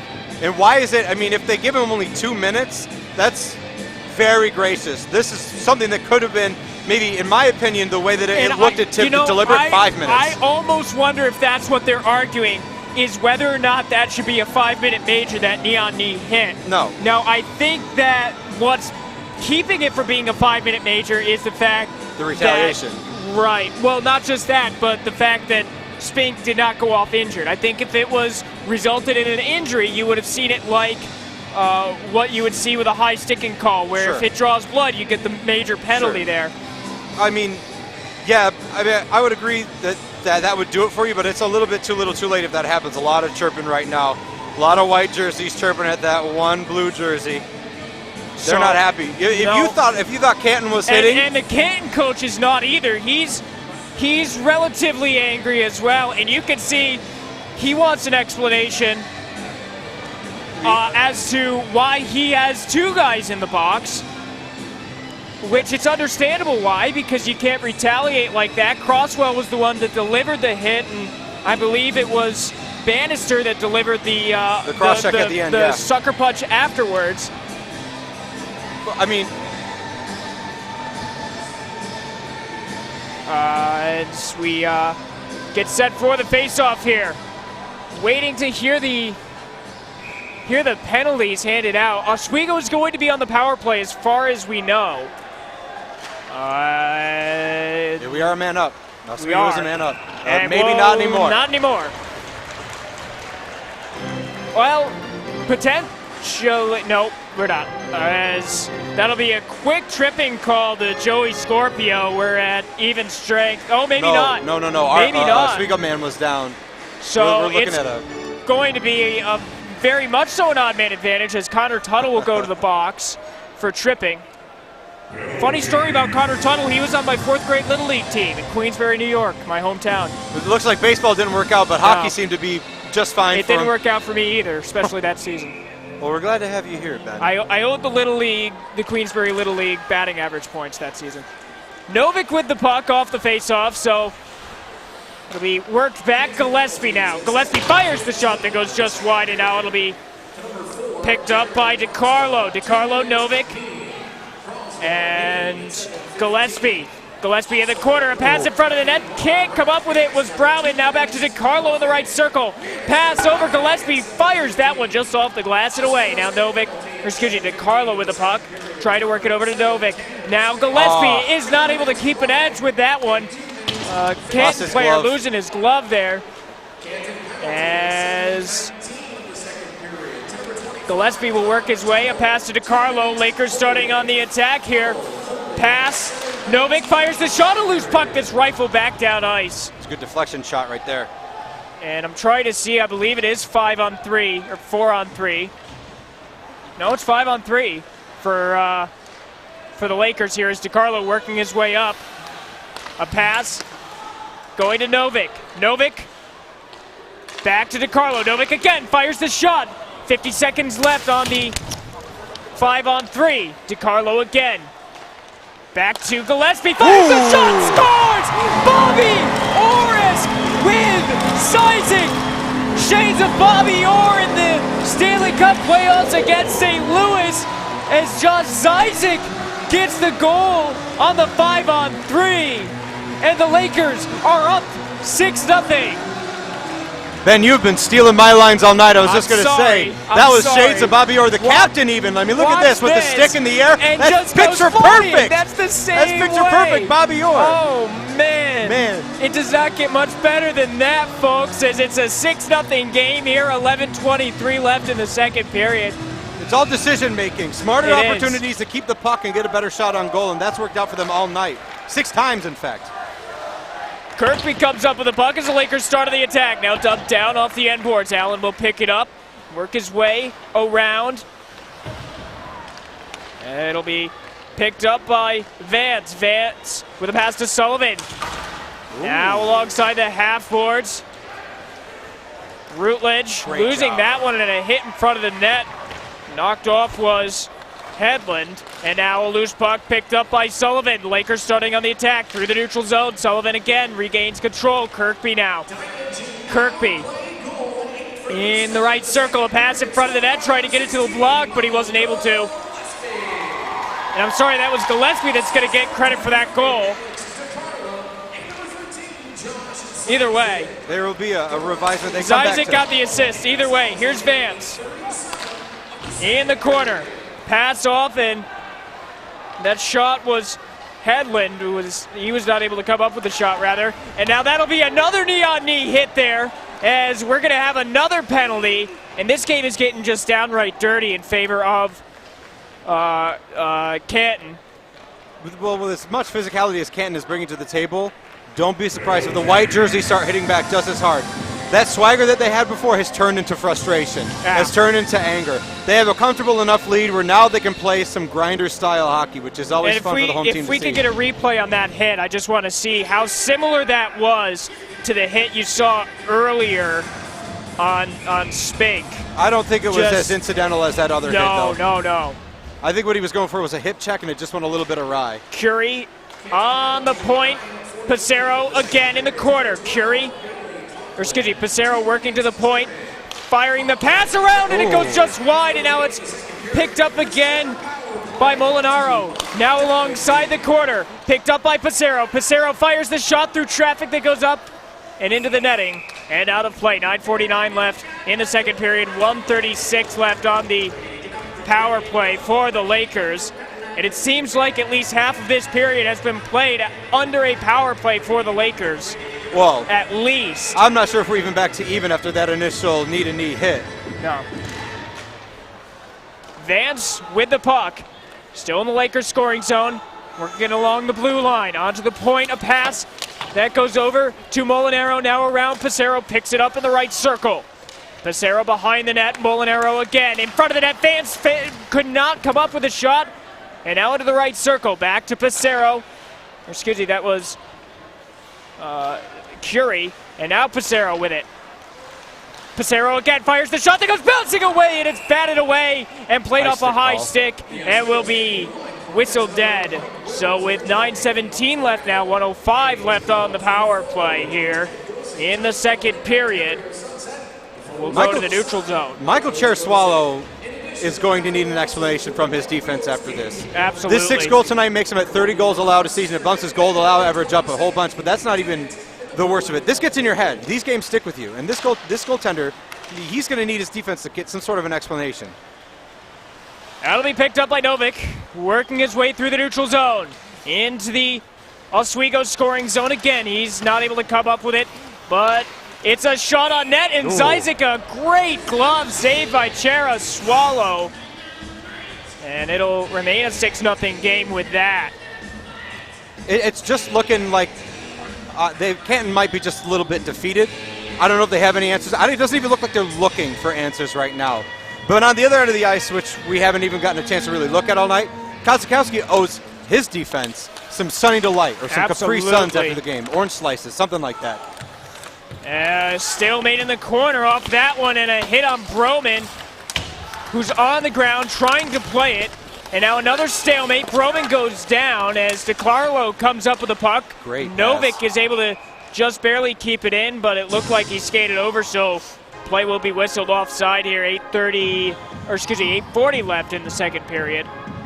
And 28 seconds on the power play for Oswego. And we go back to the neutral zone for the faceoff. Zyzik out for the Lakers to take the draw.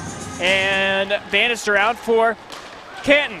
That one worked up into the Oswego scoring zone. DeCarlo fires the shot, and another glove save by Cheraswalo.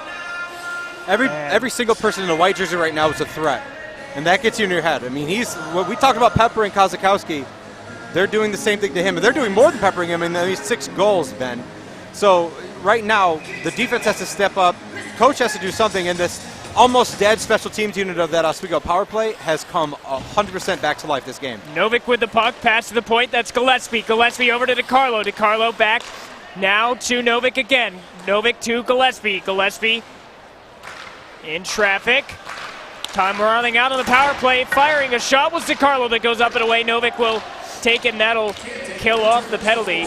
And all penalties are killed off, and both teams playing 5-on-5 once more. DeCarlo in to the Oswego scoring zone, dumps it down around a late hit there, and that's not what you want to do, as Brauman's going to go, I believe, for interference. You just can't do that. That's textbook interference. That's just an unnecessary hit. He wasn't playing the puck. He was playing the man. Right into McCormick, who then went into Cheraswalo. I think number 28 is looking for the fight of the Gordie Howe hat trick. He already has an assist. He already has a goal. Has a goal. He does not. I'm sorry. No, I was just going to say, here's the replay of that. Just, and yeah. That's an elbow, too. It was a very high hit there. I don't know what he's looking around for with some sort of explanation. I mean, that's textbook no-no. So Lakers will be on the penalty kill. You get one of those grown-up timeouts every time you do one of those, Ben. Yeah. You sit for 2 minutes and you feel shame. That's right. Line from Slapshot. Now we got a hooking play call whistle somewhere. dead again and a hooking call. We go to even strength yet again. Canton cannot stay out of the box. So we go to even strength as Routledge. I don't know what's going on there. Routledge is going off. He's getting escorted. Well, not escorted, but he's getting sent off the ice. I mean, I got to see what happened there. It didn't seem like that was worth it. Maybe he's a repeat offender. Maybe there's been some extracurriculars that we haven't seen, but I'd like to see what he did. I don't even know what happened. We're going to have some conversation on the Canton bench, and I'm sure it'll eventually come over to the Oswego bench, but I have no idea what just happened there. That's confusing to me. It looked like it was a hooking call. Well, I think the hooking call was already in the box. It should have been. I think we just got our first Canton player there. Yeah. And I thought it was Routledge that was going for the hooking call. But it must have been something else. It's only 2 minutes, which is bizarre.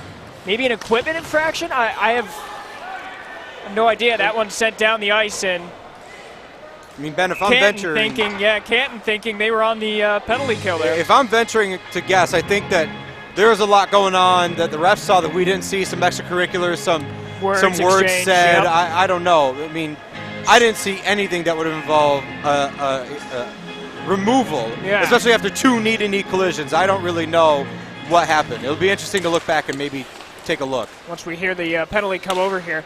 As that one in the Oswego scoring zone will be picked up by Matthews. Working his way into the neutral zone with a pass up ice going to Bannister.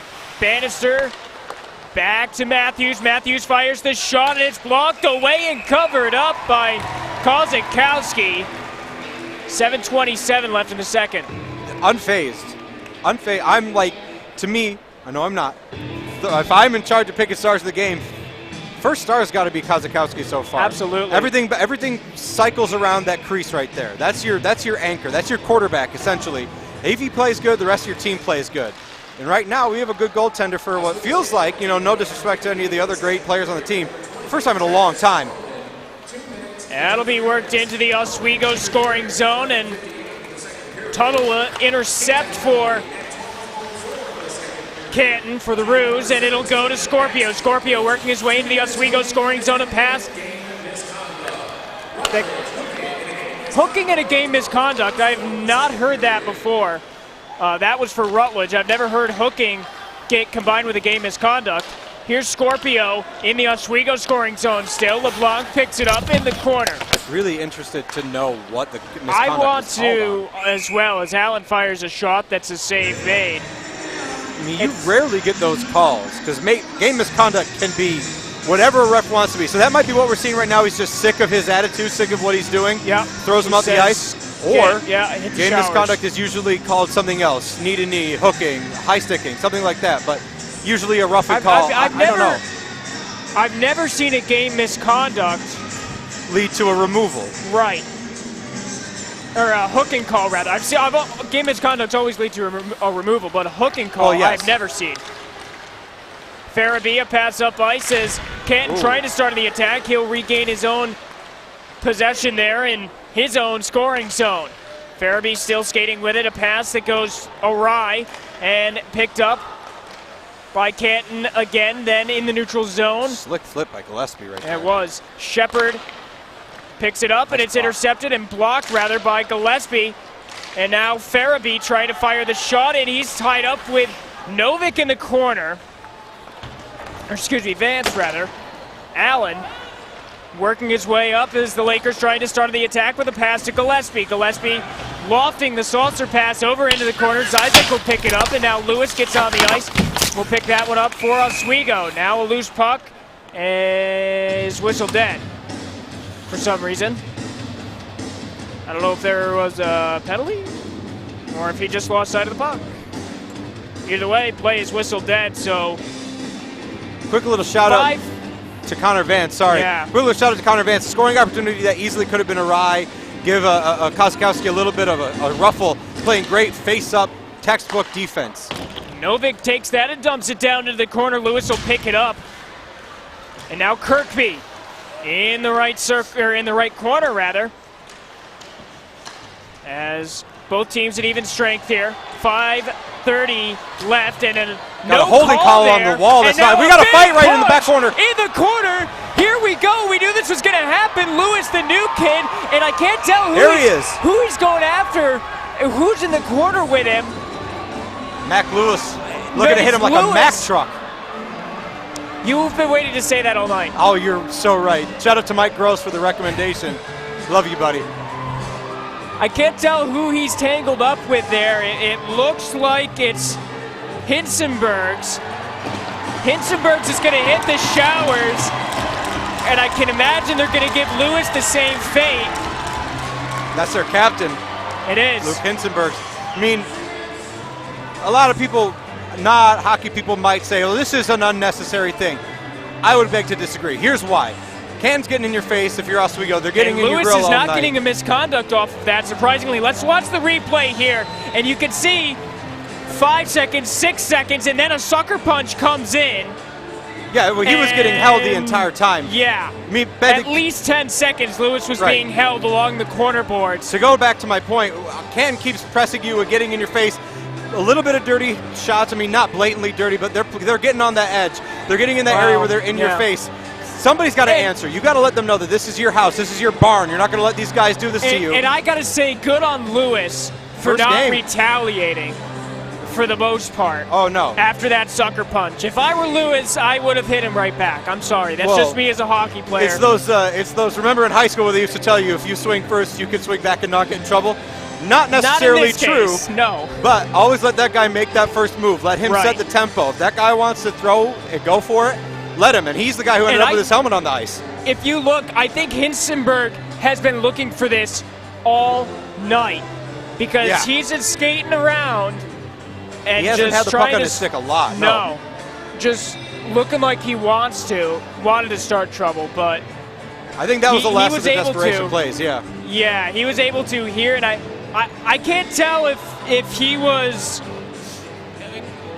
just doing this to fire up his team a little bit, which is possible. It didn't work out, I don't think. It did not work out. You look across the ice from us, that is a run ragged group of dudes right there. I don't know. I mean, if we could go back to the beginning of that, this was a no-brainer. I mean, he was holding him rugby style. Head in his armpit, shoulders around him, pushing him against the boards. You see right there, you can't do that. We're at 5 seconds, 6 seconds, you can't even do that 7 in football. seconds, 8 seconds, 9 seconds. That's a holding in football for an offensive lineman. That is definitely holding for a hockey player. Yeah. And look at how he answered. He throws one punch, and that kid does not play around. First game in an Oswego uniform. Good on the kid. Yeah, absolutely. And 9 seconds at least. And that's not counting for before they got a camera on that, before the replay started. At least 9 seconds.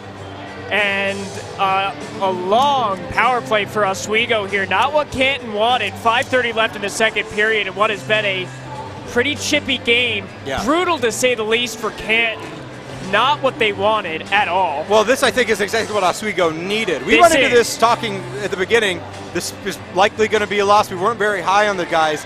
Here they are playing a great game. They're going into the toughest stretch of their season, arguably coming up right here. Absolutely. But you got to have a huge momentum game. Right now they are standing head and shoulders above these guys. You're going to carry this feeling into the next couple of games. And Canton came out swinging. Let's not forget how this game started. They came out with a couple of good shots and good opportunities. And if you're watching that All-Star game tonight on NBC, that NHL All-Star game, you're going to see a lot of flash, a lot of pizzazz. Tonight, this is how hockey is going to be played. The old days, the right way. This is textbook hockey. You watch college hockey, Big Ten hockey. These are how these guys are supposed to play the game. Clean for the most part. I mean, we're looking at what you talked about, Ben, too. insane amount of penalty minutes. I mean, in this past stretch, I can't even keep track. We might be in the 20s, I don't know, between the first period and right now, but this period alone, we're at least at 12. Right. It's comical. This is not how you play hockey, but if you're Oswego, this is how you want these guys to play. Well, because blood is in the water and you are circling, man. Even just looking, coming into this game, per game, Canton averaged 22 penalty minutes. 22. Yeah, they had 355 total coming into this game, and right now we're looking maybe at 380. And what did I turn to you when we were down in the studios earlier and say, wow, I found somebody who has more penalties than Oswego? Well, that's true, and we thank them. If you're a coaching staff, you're Ed Gosick, you thank them for the opportunities tonight. DiCarlo pass back to Zizek. Novik holding with a face mask at a game misconduct. And I'm interested to hear what Lewis roughing will be the call on Lewis. Gillespie works it through, it's poked away, sent down the length, and Kozakowski will pick it up, play it off to Novik. It's Passero now up ice to DiCarlo. DiCarlo into the Oswego scoring zone. A pass that's intercepted by Canton and sent down ice. Alex DiCarlo, a freshman who's making a name for himself tonight. I mean, you got to get those legs under you. It's hard making that move from even juniors or especially high school, but juniors, depending on the level, coming up to here and making a good play. He's made a couple of them tonight. Into the Oswego scoring zone, wraparound chance is now a big hit after the play on Molinaro. That was Stuart Fearheller of Canton. And from my angle right now, being impartial, you got to let that one go. That was just after the whistle. He was in his path. That guy was giving the goalie a lot of unnecessary slaps. Well, yeah. And you can see, here's the replay of that. As the pass works its way around. Yeah, right here, he takes control of the puck. He keeps slapping that pad. It doesn't hurt him. It's just annoying and it's disrespectful. Upcoming call against Canton, and it'll be a 5-on-3 yet again for Oswego. In a second, Ben, Canton might only have 18 guys on the bench. I mean, not even. They might only have 7 dudes on that bench in a second. Right. I mean, the penalty box, that door might come off the hinges. It's been used so much tonight for Canton. Yeah, that as well. And it's, Passeretti on the replay. Here's a better angle of that hit. Yeah. And you can see right there, I can't tell who it was. It just came in out of nowhere. I think 44, Fearheller had most of the oomph behind that. Curie, Vance on the point. Working his way back along the blue line. Back to Curie on the right point. Curie. And the pass over to Emerson. Now Vance back to Emerson. Emerson still skating with the puck onto the point. Curie. Passero in front of the net. Molinaro fires the shot that goes wide. Now Emerson again. Working his way with a pass to Vance. Vance waiting, fires the shot that goes wide. Now will be all of his body into picked up by Molinaro. Emerson. And Curie back to Emerson. Emerson back. Curie firing a pass over, and Molinaro's shot going just wide. Vance trying to keep it in. He's not able to. Gets down on a knee, trying to dive to keep it in. Curie will regain control. Everybody's back on side, so Curie will skate into the Oswego scoring zone. As now Passero back to Curie. Curie back to Passero, firing the shot and a save made. 2:56 left in the period. 2:26 left on that major penalty. Yeah, on the 5-on-3. Oswego's going to be skating a man up at least for the rest of this period, but you see those 3 guys on the ice right now. I don't think Oswego's necessarily looking to score, although that would be nice. They're looking to defeat these guys. This is a mental game right now. They're up by 6 goals. You want to get their legs as dead as possible, and they're just depression, I guess, as high as possible. Make them bummed out, man. Novik back to Gillespie on the point. Gillespie waiting, and a pass that goes over to Zizek. Back to Novik. Now Gillespie again. Waiting with a pass. That goes to Broman. Oh, no! Shot! Scores! Oh, no! 5-hole in. Broman will get The goal! One step closer to the Gordie Howe hat trick. Number 9 would be proud. It's a 7-0 game for the Lakers. Unbelievable. Oswego is going to town on Canton. I mean, you want to let's take a look at this real quick, Ben. Let me break this down for you. Not a fancy play. All he's going to do right here is play mind games with you. He's looking at that corner. He's going to go right between your pads. Absolutely a beautiful shot. 2:36 left. So now we're going to be 4 on 5. Same strategy still applies. 29 seconds, 2:36 left. I mean, I don't. That should not be. That shouldn't be 29 seconds. That should remain on the major, on the scoreboard. The major penalty should not cancel out off a goal. Yeah, if I'm Canton's coach, Alex Boca, let's take a look at it again. Let's watch this again. This is just Broman, head games, looking at that corner and just going right between the legs. Right through the wickets. My goodness. I mean, that's textbook. Beautiful. It's something that you just like goof around with, when you're lazy in practice. That's a sign right there. That kind of goal, that effort, that kind of just defeated attitude. If I'm Canton's coach, Alex Boak, you got to put Austin Washkarak in, number 29. I mean, Michael Cheras, he's gone. He's gone. Number 33, Michael Cheras, he's gone. Cheraswalo, sorry, he's gone. Yeah. He's just got to go. I think you will see a goaltending change in this next period. Definitely after the next period. Let's hope. I mean, unless it's Novik comes up with the puck. 2 minutes left on the power play for Oswego on the major penalty. Here's DiCarlo.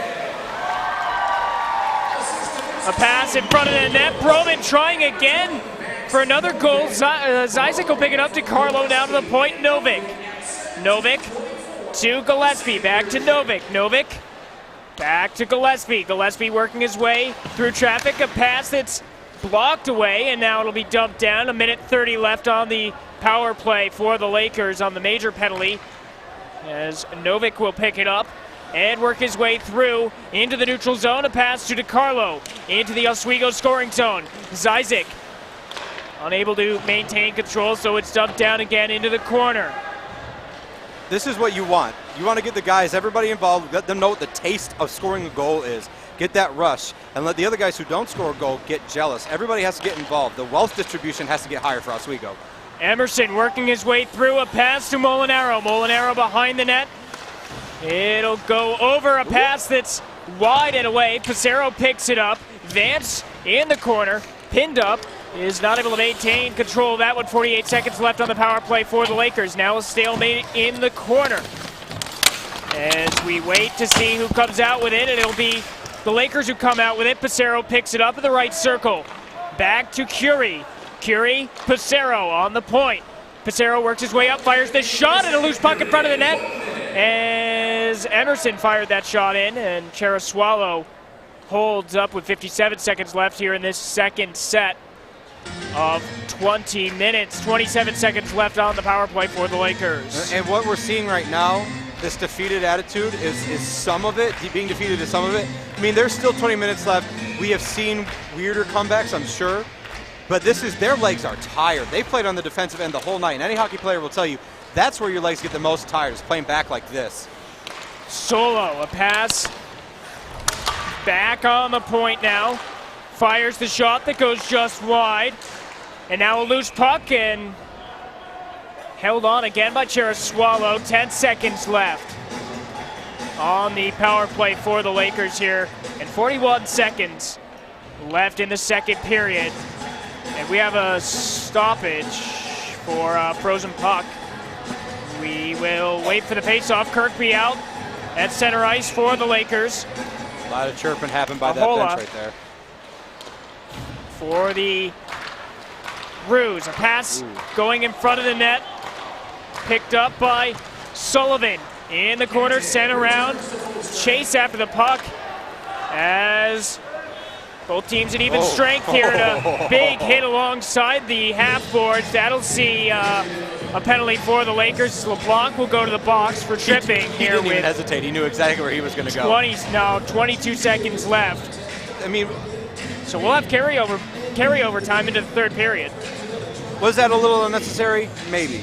But you got to get a little bit of retribution for what's been happening to Oh, your guys absolutely, right now. no doubt. I mean, we're seeing a lot of retaliation. I was just going to congratulate them on not stooping to their Not level, which I don't think that they have. But you have to answer. By no means you have to answer. You have to let them know that you're not, going to take that lion down, even though you are up by a nearly fair margin. insurmountable Fair option. margin, yeah. That one's sent down the ice. Swallow picks it up and passes it off to Matthews, still in the Oswego scoring zone, who will work his way out into the neutral zone where it's intercepted by Spink. Will go down the ice and will end the second period of play. Things a little more chippy that period and a little better offensively for the Lakers. But the slide continues for Canton here. If you're the Canton head coach going into that locker room after 40 minutes of play down 7-0, what are your thoughts? God, just hang on at this point. This is probably the best period of hockey I've seen Oswego play in maybe 2 years. It's come out of nowhere. So they've probably been blindsided because their scouting report didn't anticipate this, sure. But you have to answer some way. The passing lanes are open. They're skating with the puck way too far in front of them. Slow down. Take your time. Do something. And going into the locker room, are you discussing at all with your guys, are you discussing discipline? Yes. I mean, you got players to greet in the locker room. You've got to talk about discipline. It's pretty brutal to watch right now. It's a rough game for Canton for sure. Great game for Oswego and Oswego fans, but talking about Canton, you have to talk about discipline. If you keep playing chippy like this, you're going to lose the game by more. And we'll see what comes here as it's a 7-0 lead for the Lakers. After 40 minutes of play, what do the final 20 have in store? We'll find out after this. You're watching Hockey Night in Oswego on WTOP. We'll be back.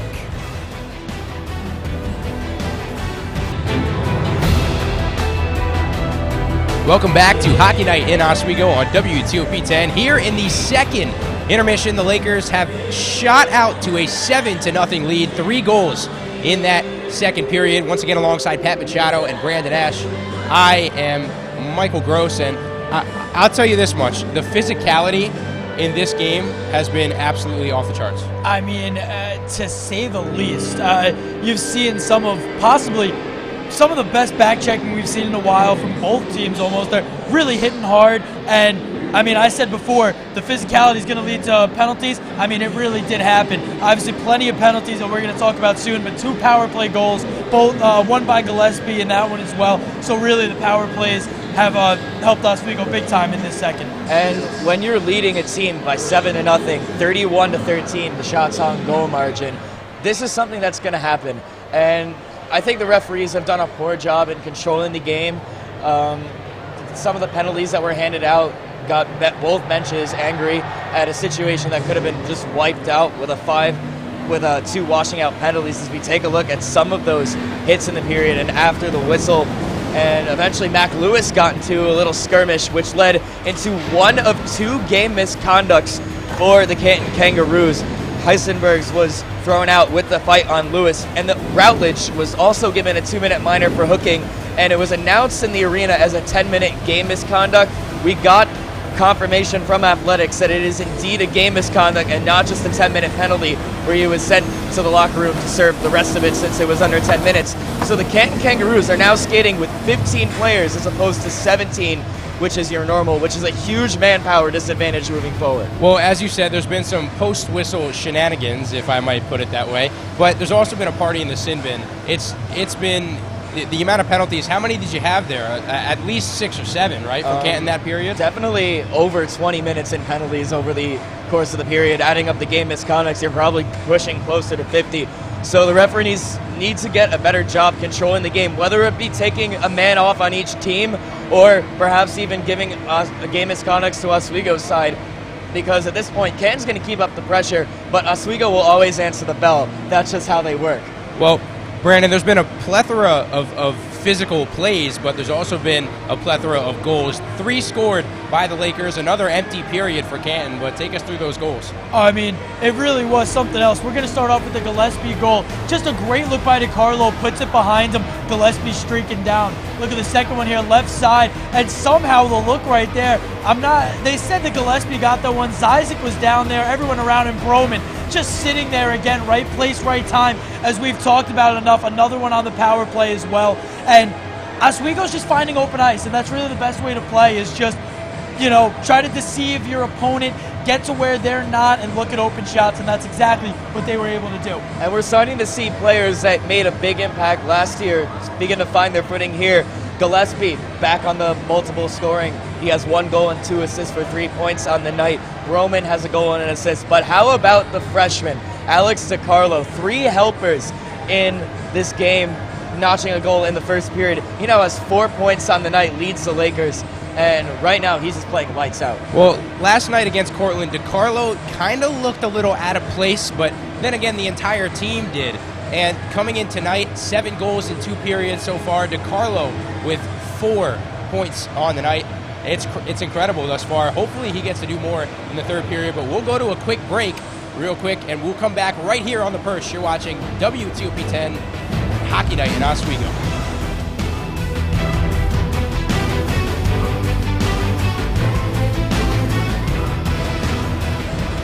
Welcome back to the Wheelhouse in the second intermission. The Lakers lead the Kangaroos 7-0, but the main story here has been Steven Kozakowski, the sophomore netminder between the pipes tonight, got his first start of his career in the regular season, and he's done so well thus far. 13 saves on 13 shots on goal, and has that big goose egg in the goals allowed section.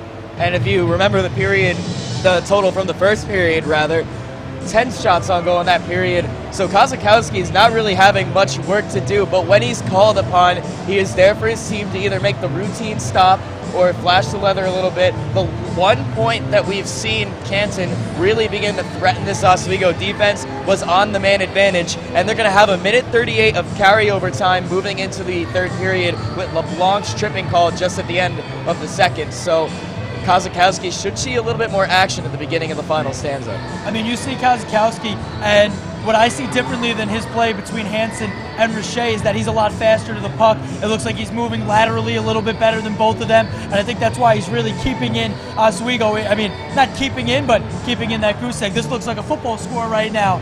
I mean, 7-0, a touchdown by Oswego to say the least. But they're playing great. Kozakowski's looking real good, and this is the game that they needed after a disappointing Portland game. Well, out of the goaltenders, Steven Kozakowski has been the dominant one, but this Lakers team has been so dominant thus far in this game, and it's nothing like we've seen from games in the past this season. Ever since that Geneseo game, when they lost 9-1, there's been something a little off with this team, but they look back tonight now that the students are back in the wheelhouse. Yeah, and it's going to be important moving forward. We already mentioned the crucialness of the Geneseo game and Oswego winning out their conference to try to get that #1 seed. The last thing that you would like to do is play Geneseo in their house, especially given how that 9-1 game with 4 Oswego State Lakers taking game misconducts turned out. But if you're Oswego, keep the pressure on in a sense by don't let off on the gas and don't defend for 20 minutes straight. But if there's a 50-50 puck going into the corners, don't crash in as hard as you would as if it was close and tied. There's no need to take a stupid penalty, especially with the way that both teams are fighting here in the second period, and we can assume that's going to carry over to the third. There's no need for any players to get caught on suspension, as the beginning of that slide was created from that Geneseo game where they had to face nationally ranked Hobart with your players out. So you're going to need to have all of your team and all of your weapons loaded up for the final stretch of the season if you want to make a run at the tournament and the SUNY. Well, that's what Oswego needs to do in that third period, but what does Canton need to do in the third period? I mean, we haven't talked much about it, but Canton has 3 guys that played in Oswego just 2 years ago or last year in Jesse Farabee, along with Tyson Bruce and D'Orazio, and all of them have been silent as field mouse over these last 40 minutes. So if they're sitting in there, that's really, they have to turn it on right now. They need to, hey, I know how Oswego's played. I sat on the bench and watched them play in front of me. But hey, this is how Oswego plays. Maybe we can come back, get a few, and at least save face in this game. Well, Canton will have the opportunity. They have 20 more minutes to try and put a goal on the board, but Oswego has 20 more minutes to try and keep the shutout for Stephen Kozakowski in his debut. We'll go to the third period. Right now, we'll take a break, and it'll come back to the Steve Levy press box. Once again with Ben Kinney and Dan Corlett. In the second intermission, you're watching WTOP 10.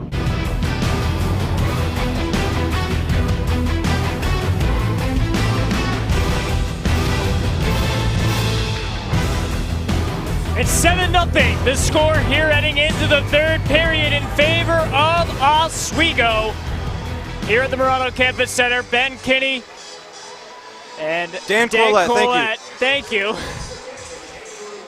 Second period, offensively, a lot bigger than the first. Looking at the stat sheet, 19 shots on goal put up by the Lakers.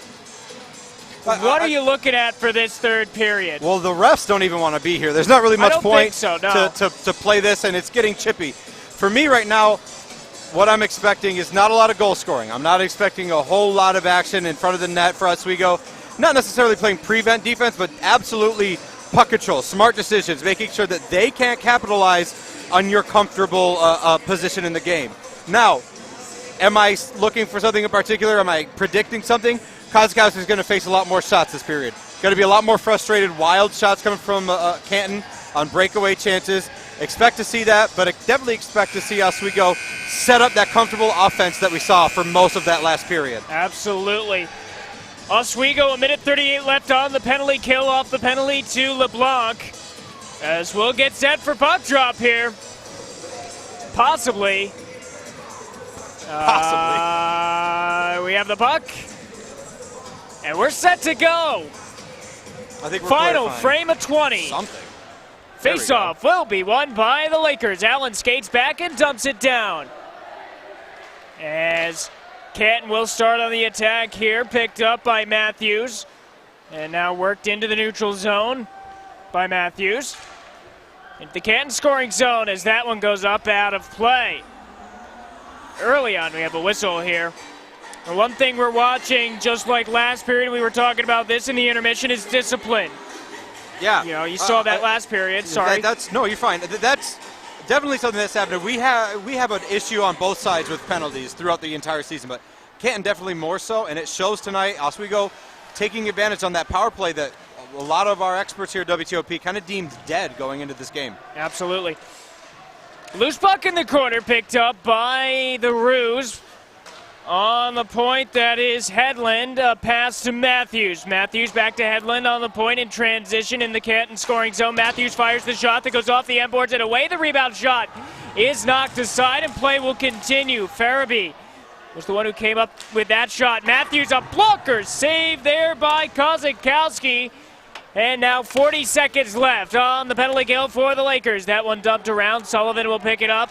Attempt to dump it out. He gets it into at least the neutral zone, so that'll kill off some time as David skates back, way back into the Canton defending zone. Behind the cage, protected by a new goaltender in there. That is number 29, Austin Washkurek. And sent down the ice.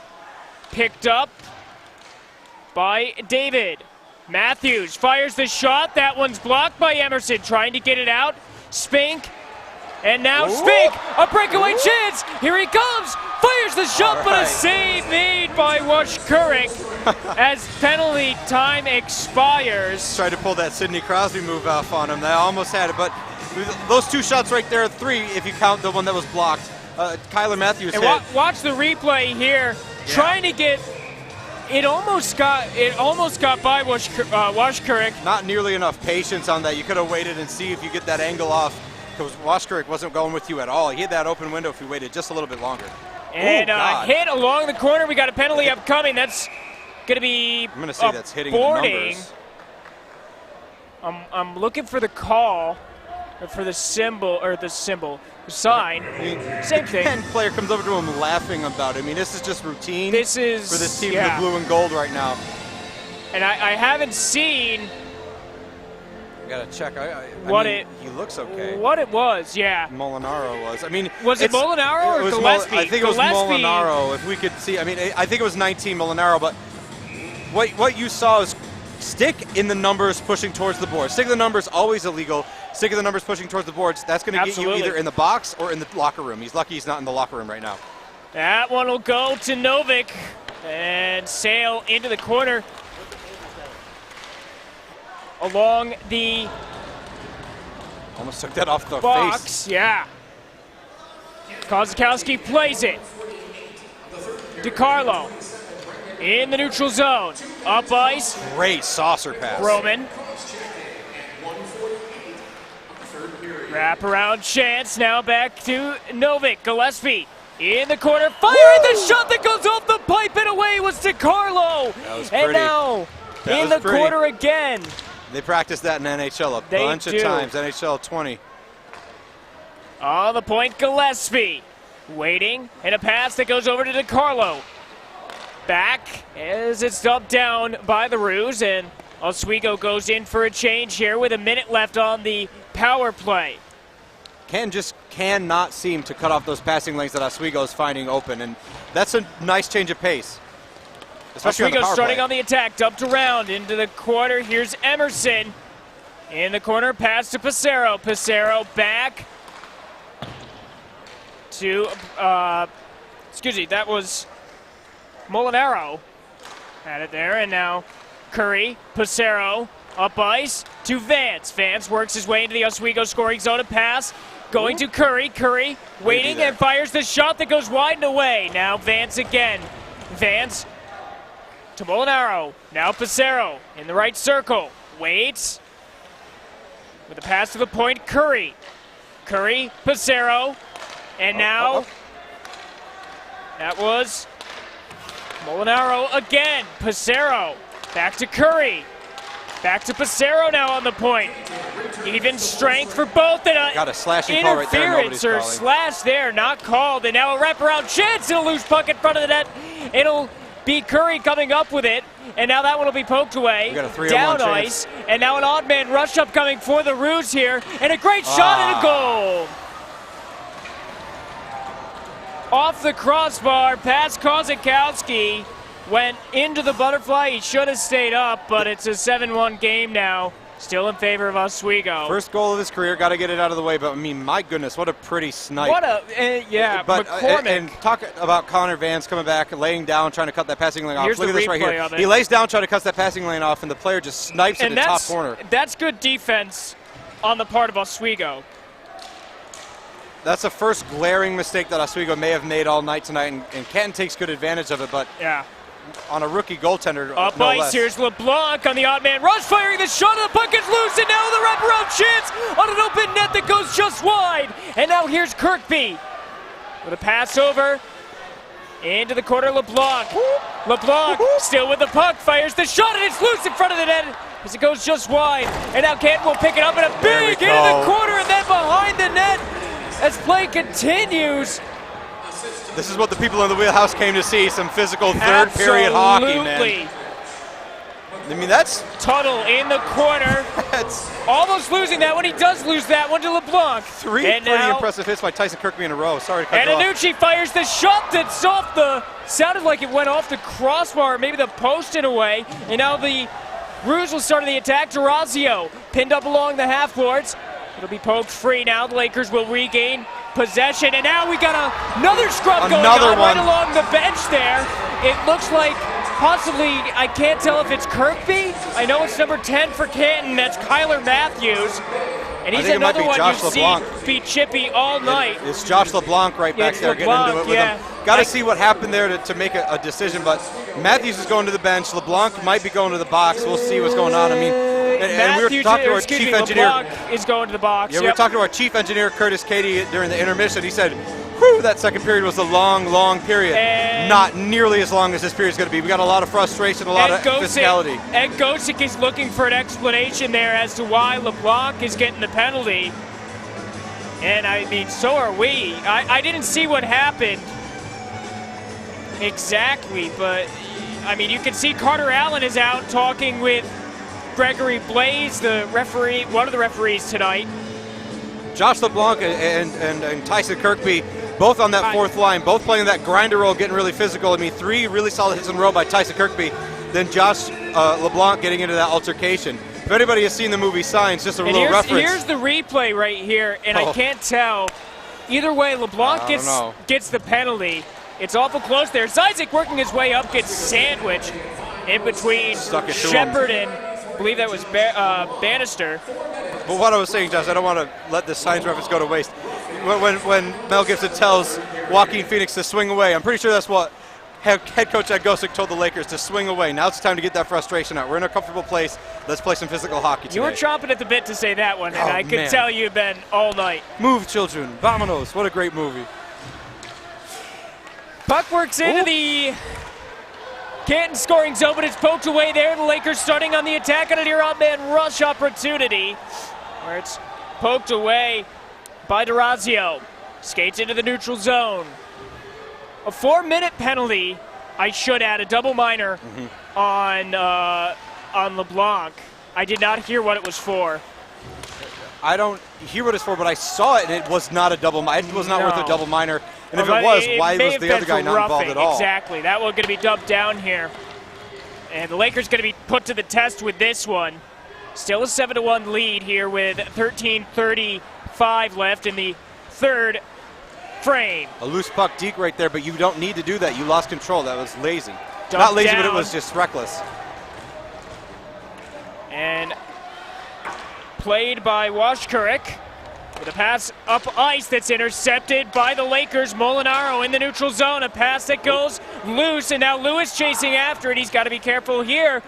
And Washkurik dumps it around. Still in the Oswego scoring zone. A hit by Lewis frees up the puck, but it goes up ice into the Canton scoring zone. Shot off the glass and away. Farabee. Shepard now. Pass to David. David in the corner. Gets knocked off. Upcoming call there. Antonucci. That's going to be a boarding call. Or excuse me. Cannot do that. I believe that was a cross-checking call. Tyler Antonucci. Yeah, and it's going to be a 5-on-3 for at least a minute 57 here. I mean, that's what I just said, what we both were talking about. And you can never hit in the numbers. Antonucci is less than thrilled with that as well. Well, you can't. There's nothing to argue. No. I don't even know what you could argue. It's textbook illegal hit. When they're turned away from you, get your stick in your hands out of the numbers. It's shoulders only and hips only at that point on. So we're going to have almost 2 full minutes of 5-on-3 here. This is going to be the biggest test tonight for Oswego. On the point is Matthews. Matthews, a pass going to Bannister. Firing the shot, and what a block. save! Nice stop. By Kozakowski. Nice stop from the young kid. Now that's going to be dumped down, working his way up, and it looked like Vance was trying to work his way up, but he refrained to stay on defense, remembering they're on a 5-on-3 right now, disadvantage. Now Bannister picks it up in the Canton scoring zone. Worked around to Matthews. Matthews firing a pass that goes wide off a shot from Fiereller. Now Matthews again on the point. In front of the net, the shot and a goal. Tyson Bruce with the goal, and it's a 7-2 game for Canton. Fancy stick work in front of the net. Nice passing. I mean, that's how you execute a good power play. But again, a little bit too little too late, yes, but it's nice to see that life is still in Canton. I mean, look at this right here. Great pass into the middle. It got deflected a little bit. You corral it right in your shooting side. It was a good screen by the defense, by Tyson Bruce, in front of Kozakowski. Right. And we talked about how Oswego now is going to get a little bit more physical, but this is what we've seen from them all season. I mean, it's happened after 7 goals this game, but physicality, getting ahead of yourself, playing reckless and not playing the puck, playing the person instead, that's what gets you into these positions where you're behind. You're 3 men on the ice where they got 5. You make yourself vulnerable, and you can't cut a kid that young and that inexperienced in a D3 hockey game put in this position like that. I mean, he's got to get those goals out of the way. But it's nice that happens in this game, but you can't do that to him going forward. So Novik will dump it down. 55 seconds left on the disadvantage for the Lakers. It'll be picked up by Shepard. Shepard working his way to D'Orazio. Shepard again fires the shot that goes just wide, and now the rebound is blocked by, I believe that was Curry, it was. And now D'Orazio again on the point, waits. Pass to Mayette. Mayette. Now Shepard again. Shepard waits. Mayette fires the shot that goes wide and into the corner. Shepard picks it up. Waiting.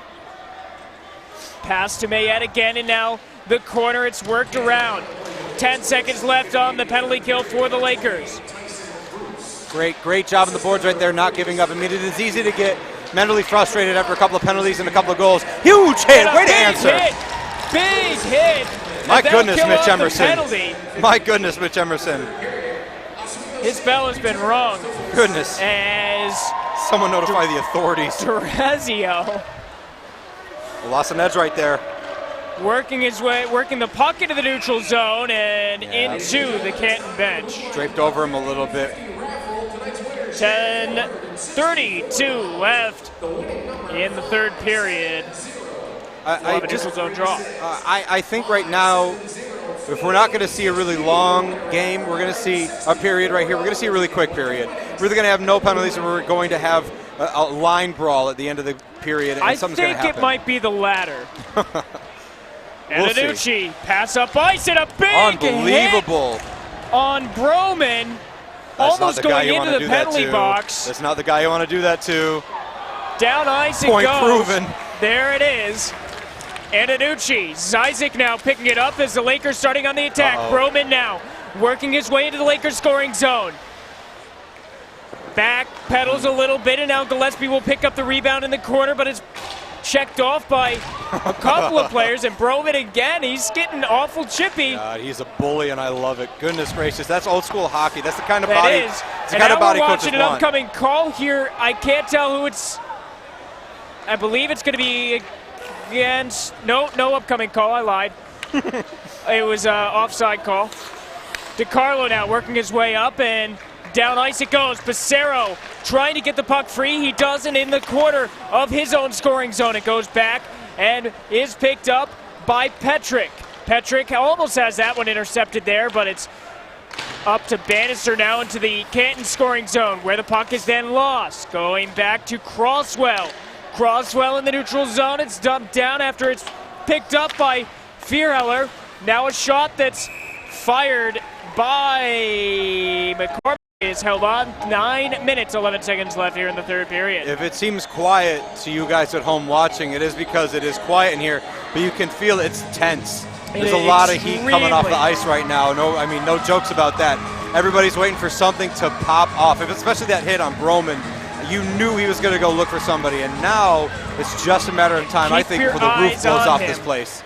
Keep your eyes on him, because an upcoming call here, it's going to be on the Lakers for slashing, so go to the penalty kill yet again. Third time in the period. We are looking at, this is the Laker team that we saw last year. This is the Laker team that everybody at home on TOP was watching, and here in the wheelhouse was watching and got behind, right? We didn't see this. They had an identity that we weren't sure. It was like when your friend comes back after like summer vacation with a weird haircut and he's trying something new. Yep. We don't like that. He's back after winter break now. We like this. This is the old Lakers. We like this Lakers team. Stay. We stick around, man. Have some coffee. Talk to us, man. That one will go down the length as it'll be Hedlund who picks it up. Pass over into the corner to David. Now it's intercepted in the in the neutral zone. Now into the Oswego scoring zone. Molinaro kept losing an edge on that one. Into the Canton scoring zone it goes. Pushed off and now picked up by the Lakers. That was Emerson sending it down really ice. Risky move right there. Picked up by Sullivan. Dumps it down. 1 minute and 20 seconds left on the penalty kill for the Lakers. If Lakers followed that puck in, that would have been a much more risky play for the goaltender to make, just putting the puck back into play, but he didn't see any. I guess it ended up being okay. Vance picks it up, tries to dump it down. He's not able to. It's picked up by Farabee. Already has a goal on the night. And Bruce then picks it up. Into the corner it goes. Matthews waits, and now over to Hedlund. Back to Hedlund on the point, firing the shot, and now in the corner, and a great block by Vance, and it's picked up by Zyzek and dumped down the ice. 36 seconds left on the penalty kill now. As Wojcicki plays it off, and it's in the corner with a stalemate. As Mayette skates around. Would have never guessed right now that these two are not at even strength. This is an even match right now, 4-on-5.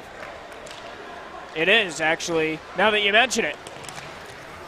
That's what it seems like, at least. Bannister skates that one around, and it's going to be dumped down. Picked up by Durazio. 4 seconds left, and Lakers will be back to even strength here as that one will be dumped down. Here comes Kirkby across the ice. Almost poked away there. Now in the Oswego scoring zone. Still Lewis going after it. And Mayette is able to dub it down, and Solo will pick it up behind Kozakowski. Now still in the Canton scoring zone. Picked up. That was Mac Lewis. Sent down ice. Full strength again. We'll see if this little bit of momentum that the Lakers had playing that really good penalty kill moves and benefits them. And maybe another goal. Now Kirkby working it up through the neutral zone. A pass going to Sullivan. Trying to get it to LeBlanc. He wasn't able to. Sullivan has it pinned up along the boards. That was Shepard. Shepard along the end boards. Losing his footing was Sullivan. And taking out Shepard in the process. But now Crosswell will pick it up. It'll go down ice. And Ahola will send it around. Kozakowski wanted to come out to play it, and he decided not to, but LeBlanc with a pass up ice, trying to get it to Kirkby, goes wide, and now Crosswell will pick it up over the right circle in the Oswego scoring zone. Back to Crosswell again. Up ice to Hedlund. Intercepted by Antonucci. Antonucci. A shot coming from Passaretti. Going wide. Now the Lakers will pick it up. Here comes LeBlanc through the neutral zone. Now into the Oswego scoring zone. He's knocked off by Crosswell. Now right Mayette in the corner. LeBlanc regaining control on the wraparound chance. It goes just wide as now Emerson will pick it up in the corner. He kind of redeemed himself on that shot, but you don't need to make those moves. That's what gets you in trouble. That's what they've been doing these past, 8 games. Durazio sends that one around. And now, I don't know what the yelling was over. It was from one of the benches. Sure. Real quick, Ben, I want to interject here. More good news for Oswego fans. Geneseo and Plattsburgh about to head into overtime, tied 2-2. That a is huge good. opportunity. That is if good. Geneseo goes down, this puts Oswego and Geneseo right darn near neck and neck in the division. Yeah, very, very close. A rare opportunity, a rare moment where Oswego fans will root for the Cardinals. You will never see or hear of that again. Oh, maybe in another solstice, but right now. Not right now. Emerson starting on the attack. Here's a near breakaway chance. A 2-on-1, an odd man rush for the Lakers. Scorpio firing the shot and wouldn't save it off the rebound. He wasn't able to convert. Keeps a hold of it, though. Scorpio still has a hold of it. It goes just wide over the net and off the end boards and away. Into the corner. Tuttle will play it around for Canton. Passero picks it up and pass in front of the net that goes just wide. And then picked up by Farabee. Tuttle working it back up ice to McCormick. Scorpio again intercepting a pass up ice going off the back of Molinaro. Molinaro skating into the Oswego scoring zone, trying to pass it to Passero. He was not able to convert on that. And Canton will start the attack as McCormick dumps it down. It'll go the length. With 4 minutes and 20 seconds left, we have an icing call. And we could get a look at that Scorpio chance right there. Hockey is a game of fast, quick decisions, patience, and decision-making. That's what really everything has to be in hockey. And he gets this pass right here. This is a great pass. He just waits too long. Just fire that. Even if you get it on net a little bit, make him have to stretch himself and make a great save, or if you score, or if you get a rebound. There's a lot of opportunities come from that are all bad for the goaltender if you just rip it and get it on net. Lakers come up with the puck as Spink knocked down Tuttle in the corner. No call on that. As I believe that was Conklin. Yep, Solo behind the net working it up with a pass to DiCarlo. Solo again dumping it down. All the way down. Shepard will chase after it along the end boards. It's intercepted by Passero. Passero with the puck, a pass to DiCarlo. DiCarlo onto the point. And that is Novik. Novik waits. Goes to Passero in the corner again. Passero pass in traffic to DiCarlo. DiCarlo waits and in transition to Novik. Novik can't come up with it, so everyone's going to have to skate back over the blue line as DiCarlo a little bit slow to get up, but he does finally get back to his feet as that one goes down into the corner. Chase for the puck that goes wide. Bannister lost it, and Ahola is able to pick it up. Now Bannister, a shot that goes off the end boards and away. An incidental slew foot over there. It looked that way, or he lost an edge. I couldn't tell. As the Lakers starting on the attack, Ananucci fans on the pass a little bit. Now a pass going in the Lakers scoring zone. Ananucci scores! Catching Skurek off guard. He didn't know where the puck was. It's an 8-2 game for the Lakers with 3 minutes to go. It is simply amazing what you do when you get the puck on the tape. Look at this great pass. Oh my goodness, you didn't even see the other player. My goodness. Tyler Spink with probably the best pass all year, straight to, I think it was Tyler Antonucci. You will probably see this season. I mean, my goodness, there was an entire rush hour worth of traffic on the ice right there. He got that puck through. I don't even know how. But like, this is, again, fundamentals, decision-making. The difference tonight is decision-making by Oswego, deciding to take the smarter shots. And that was Ananucci's first career goal as a Laker. A lot of guys have been coming out parties tonight as far as like their staple moments as absolutely. Lakers. DiCarlo, one of them. I think Solo, it's nice to see him finally find his role. Last year when he came in, we weren't really sure how he would fit into this team, and we're seeing him a little bit of a bruiser and an enforcer. Lakers starting on the attack again as Isaac working into the scoring zone. Gillespie losing control of the puck there. And a big goal for Ananucci on good timing for the Saddlebrook, New Jersey native. As Broman waits, fires the shot that goes just wide off open net as Kirkby had a man down in front. As that's going to be Vance skating up into the Lakers scoring zone, losing control of the puck. Now Gillespie. Gillespie waits, and a pass over to Solo on the point. Solo still with the puck. Brings it around. Going back to Gillespie. Got to get men down deep right now. Everybody's sitting at the point waiting for something to happen. Over to Broman. Broman pinned up along the end boards there in a scrum for the puck. We wait for somebody to come out with it. It looks like it's on the stick of a Laker. Now it's not, and Broman goes down with a push there, and it goes into the corner where Vance will pick it up. Dump it around. It'll go to the stick of a Canton player. And out of play. Great hands, by the way, by Gillespie to save that puck from hitting. I think that was the team trainer that had to duck down. But, I mean, there's not really much to say about the game. And we have a replay coming up here. I mean, look at this. Goal. Look at that pass. He didn't even, Washkirk didn't even know where it was. I mean, not to be cliche, but number 99 used to say, Wayne Gretzky, you don't skate to where the puck is, skate to where the puck is going, and you don't pass to where the puck is, you pass to where the play is going. You're right. And that right there is a perfect example of that. Night and day difference between the Lakers of a game ago to the Lakers of now. As that one will be worked up into the right circle, Sullivan, stalemate in the corner. It's going to be LeBlanc working his way through the neutral zone into the Oswego scoring zone. Skates around, going back, a shot that goes off the end boards and away with a minute left in this game. Now working his way up is McCormick. McCormick sending it down around there where it will be played out by Kozakowski. Look at the legs of Connor Vance, fast as ever. Legs feed the wolf. Into the Oswego scoring zone as Emerson missed the shot there, and now the Rouge will work into their own scoring zone rather.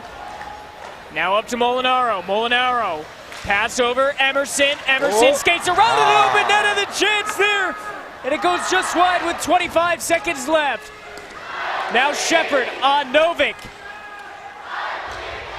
Working is Ananucci into the neutral zone. Into the Oswego scoring zone, a pass to Emerson. Emerson still with a puck in the corner with 8 seconds left. And it's going to go in the corner again to Novik. 4 seconds on the clock. Still in the Oswego scoring zone. A blocker saved down low. And the Oswego Lakers will beat the Canton Rouge. And in his first ever college game, Stephen Steven Kozakowski, the Liverpool, New York native, will get the win.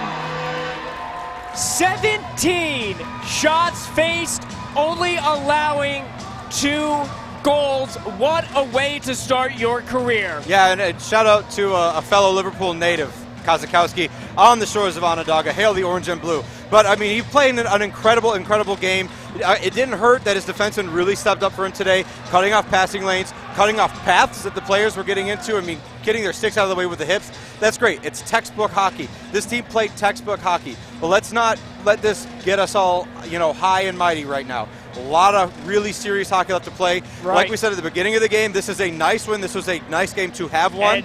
But it doesn't have the weight of the rest of the SUNYAC. We still have to play Geneseo. Oswego still has to play a really hefty weight of games. I mean, stay tuned. Maybe we'll figure out what the score of that Plattsburgh game is. But top to bottom, this is the best 60 minutes of hockey that Oswego has played since the preseason. Yes, I was just going to say that since we played Carlton Place. This is the best I've seen Oswego play by far. So what were your takeaways from this? For the most part, Oswego stayed out of the box. Yes. Well, that's never going to not happen. That's kind of the brand of hockey that this played up here. But textbook everything. Defense, stick lifts, poke checks, getting your head in front of this guy, your man's head, playing your assignment all the way down the ice. Incredible. Legs were underneath us the entire time as far as Lakers are concerned. You guys saw how keeping your legs underneath you, keeping a beautiful thing to see. Keeping the legs underneath you, keeping the puck underneath you, allows you to push harder, go faster. An incredibly fast game of hockey by the Lakers. And again, fundamentals, passing, tape to tape. It opens up the entirety of the ice. You saw a team score 3 goals at least on 2 different goaltenders tonight. That's pretty impressive. I mean, that's more than pretty impressive. That's very impressive. But again, keep it going. What will be more impressive is if you could do this down the stretch. Well, your final score here at Oswego, your Lakers 8, the Canton Roos 2. For Dan Corlett, I'm Ben Kinney. We're going to set it up to the guys in the perch in just a little bit. Your final score, 8.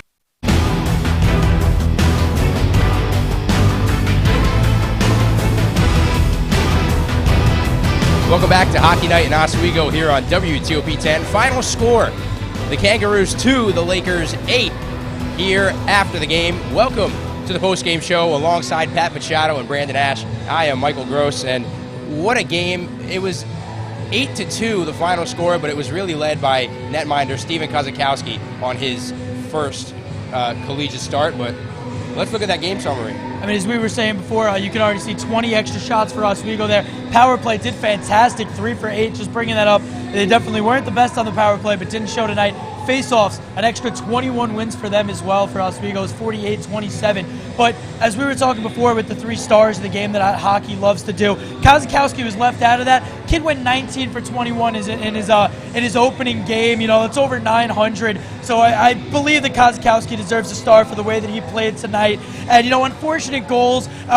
I believe both on the power play as well. So really, Kozakowski deserved a star, to say the least. Yeah, he absolutely did. And then Kozakowski, like you're seeing here, all of his saves, we predicted that we would see much more action in the third period due to Oswego's large lead, seeing to take their foot off the gas offensively. And he stood strong, especially with multiple power play opportunities. Like we mentioned, Oswego Canton has looked good on the power play this game, and they had a good opportunity and they connected, but Kozakowski again held his own in the net, and his defense helped him out too. That was a good overall team win for Oswego. Yeah, Brandon, like you said, unfortunate goals in that second period. 2 of them, one on a 5-on-4 power play, one on a 5-on-3 power play, and we'll take a look at those goals in the third period right now. Canton shot out about the middle of the period and scored a quick 2 turnaround.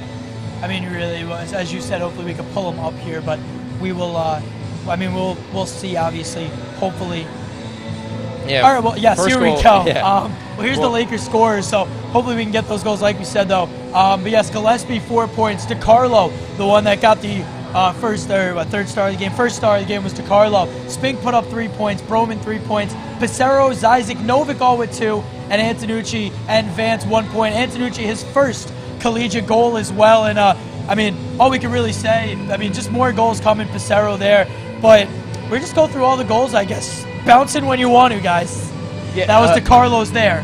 Yeah, a big, just a quick thing with Tyler Antonucci. He's been on fire in the last couple of weeks. He's been doing all the little things right and has been getting his offensive productions moving before he came here from the New Jersey Junior Titans. And then finally tonight he gets awarded with his first career Gino, being in the right place at the right time. Got a stick and redirected it in. Mike, you have an interesting story for that. Well, he's my fellow New Jerseyan. We're both from New Jersey. He's about 35 minutes from me. But during the second period, when we went up 5-0, I was sitting with you guys and I said, I want Tyler Antonucci to score. I want him to score the 8th goal. And lo and behold, he scored the 8th goal. So you may not believe it, but they can confirm. We can definitely, that last goal that Antonucci, again, right place, right time, but I'll attest, Gross called it. We were up here screaming, and it was great to feel a part of it. You know, it was great to feel a part of the game, but the whole team played well. Oswego played well. I mean, they played tape to tape. They played 60 minutes. They got open when they had to. Right place, right time. Every cliche hockey term could have been described for Oswego today. Yeah, and they did well tonight, winning 8-2. But their schedule going forward next weekend's tough. They got Plattsburgh and Potsdam. So Plattsburgh and Geneseo played tonight.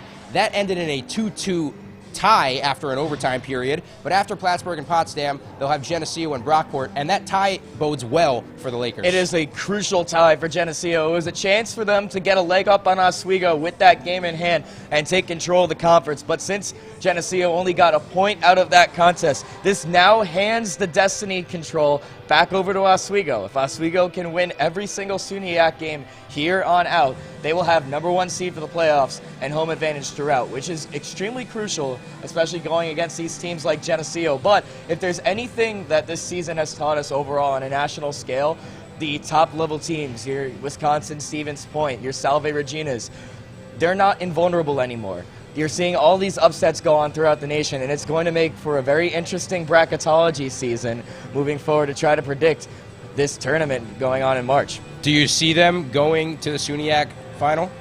If they can win out, that's a good start. I'm not going to say anything else from there. Well, an 8-2 win and a good win, a big win for the Lakers from Dan Corlett and Ben Kinney in the press box, Pat Machado, Brandon Ash, and all of us from WTOP. We say so long tonight. I'm Michael Gross. You're watching Hockey Night in Oswego.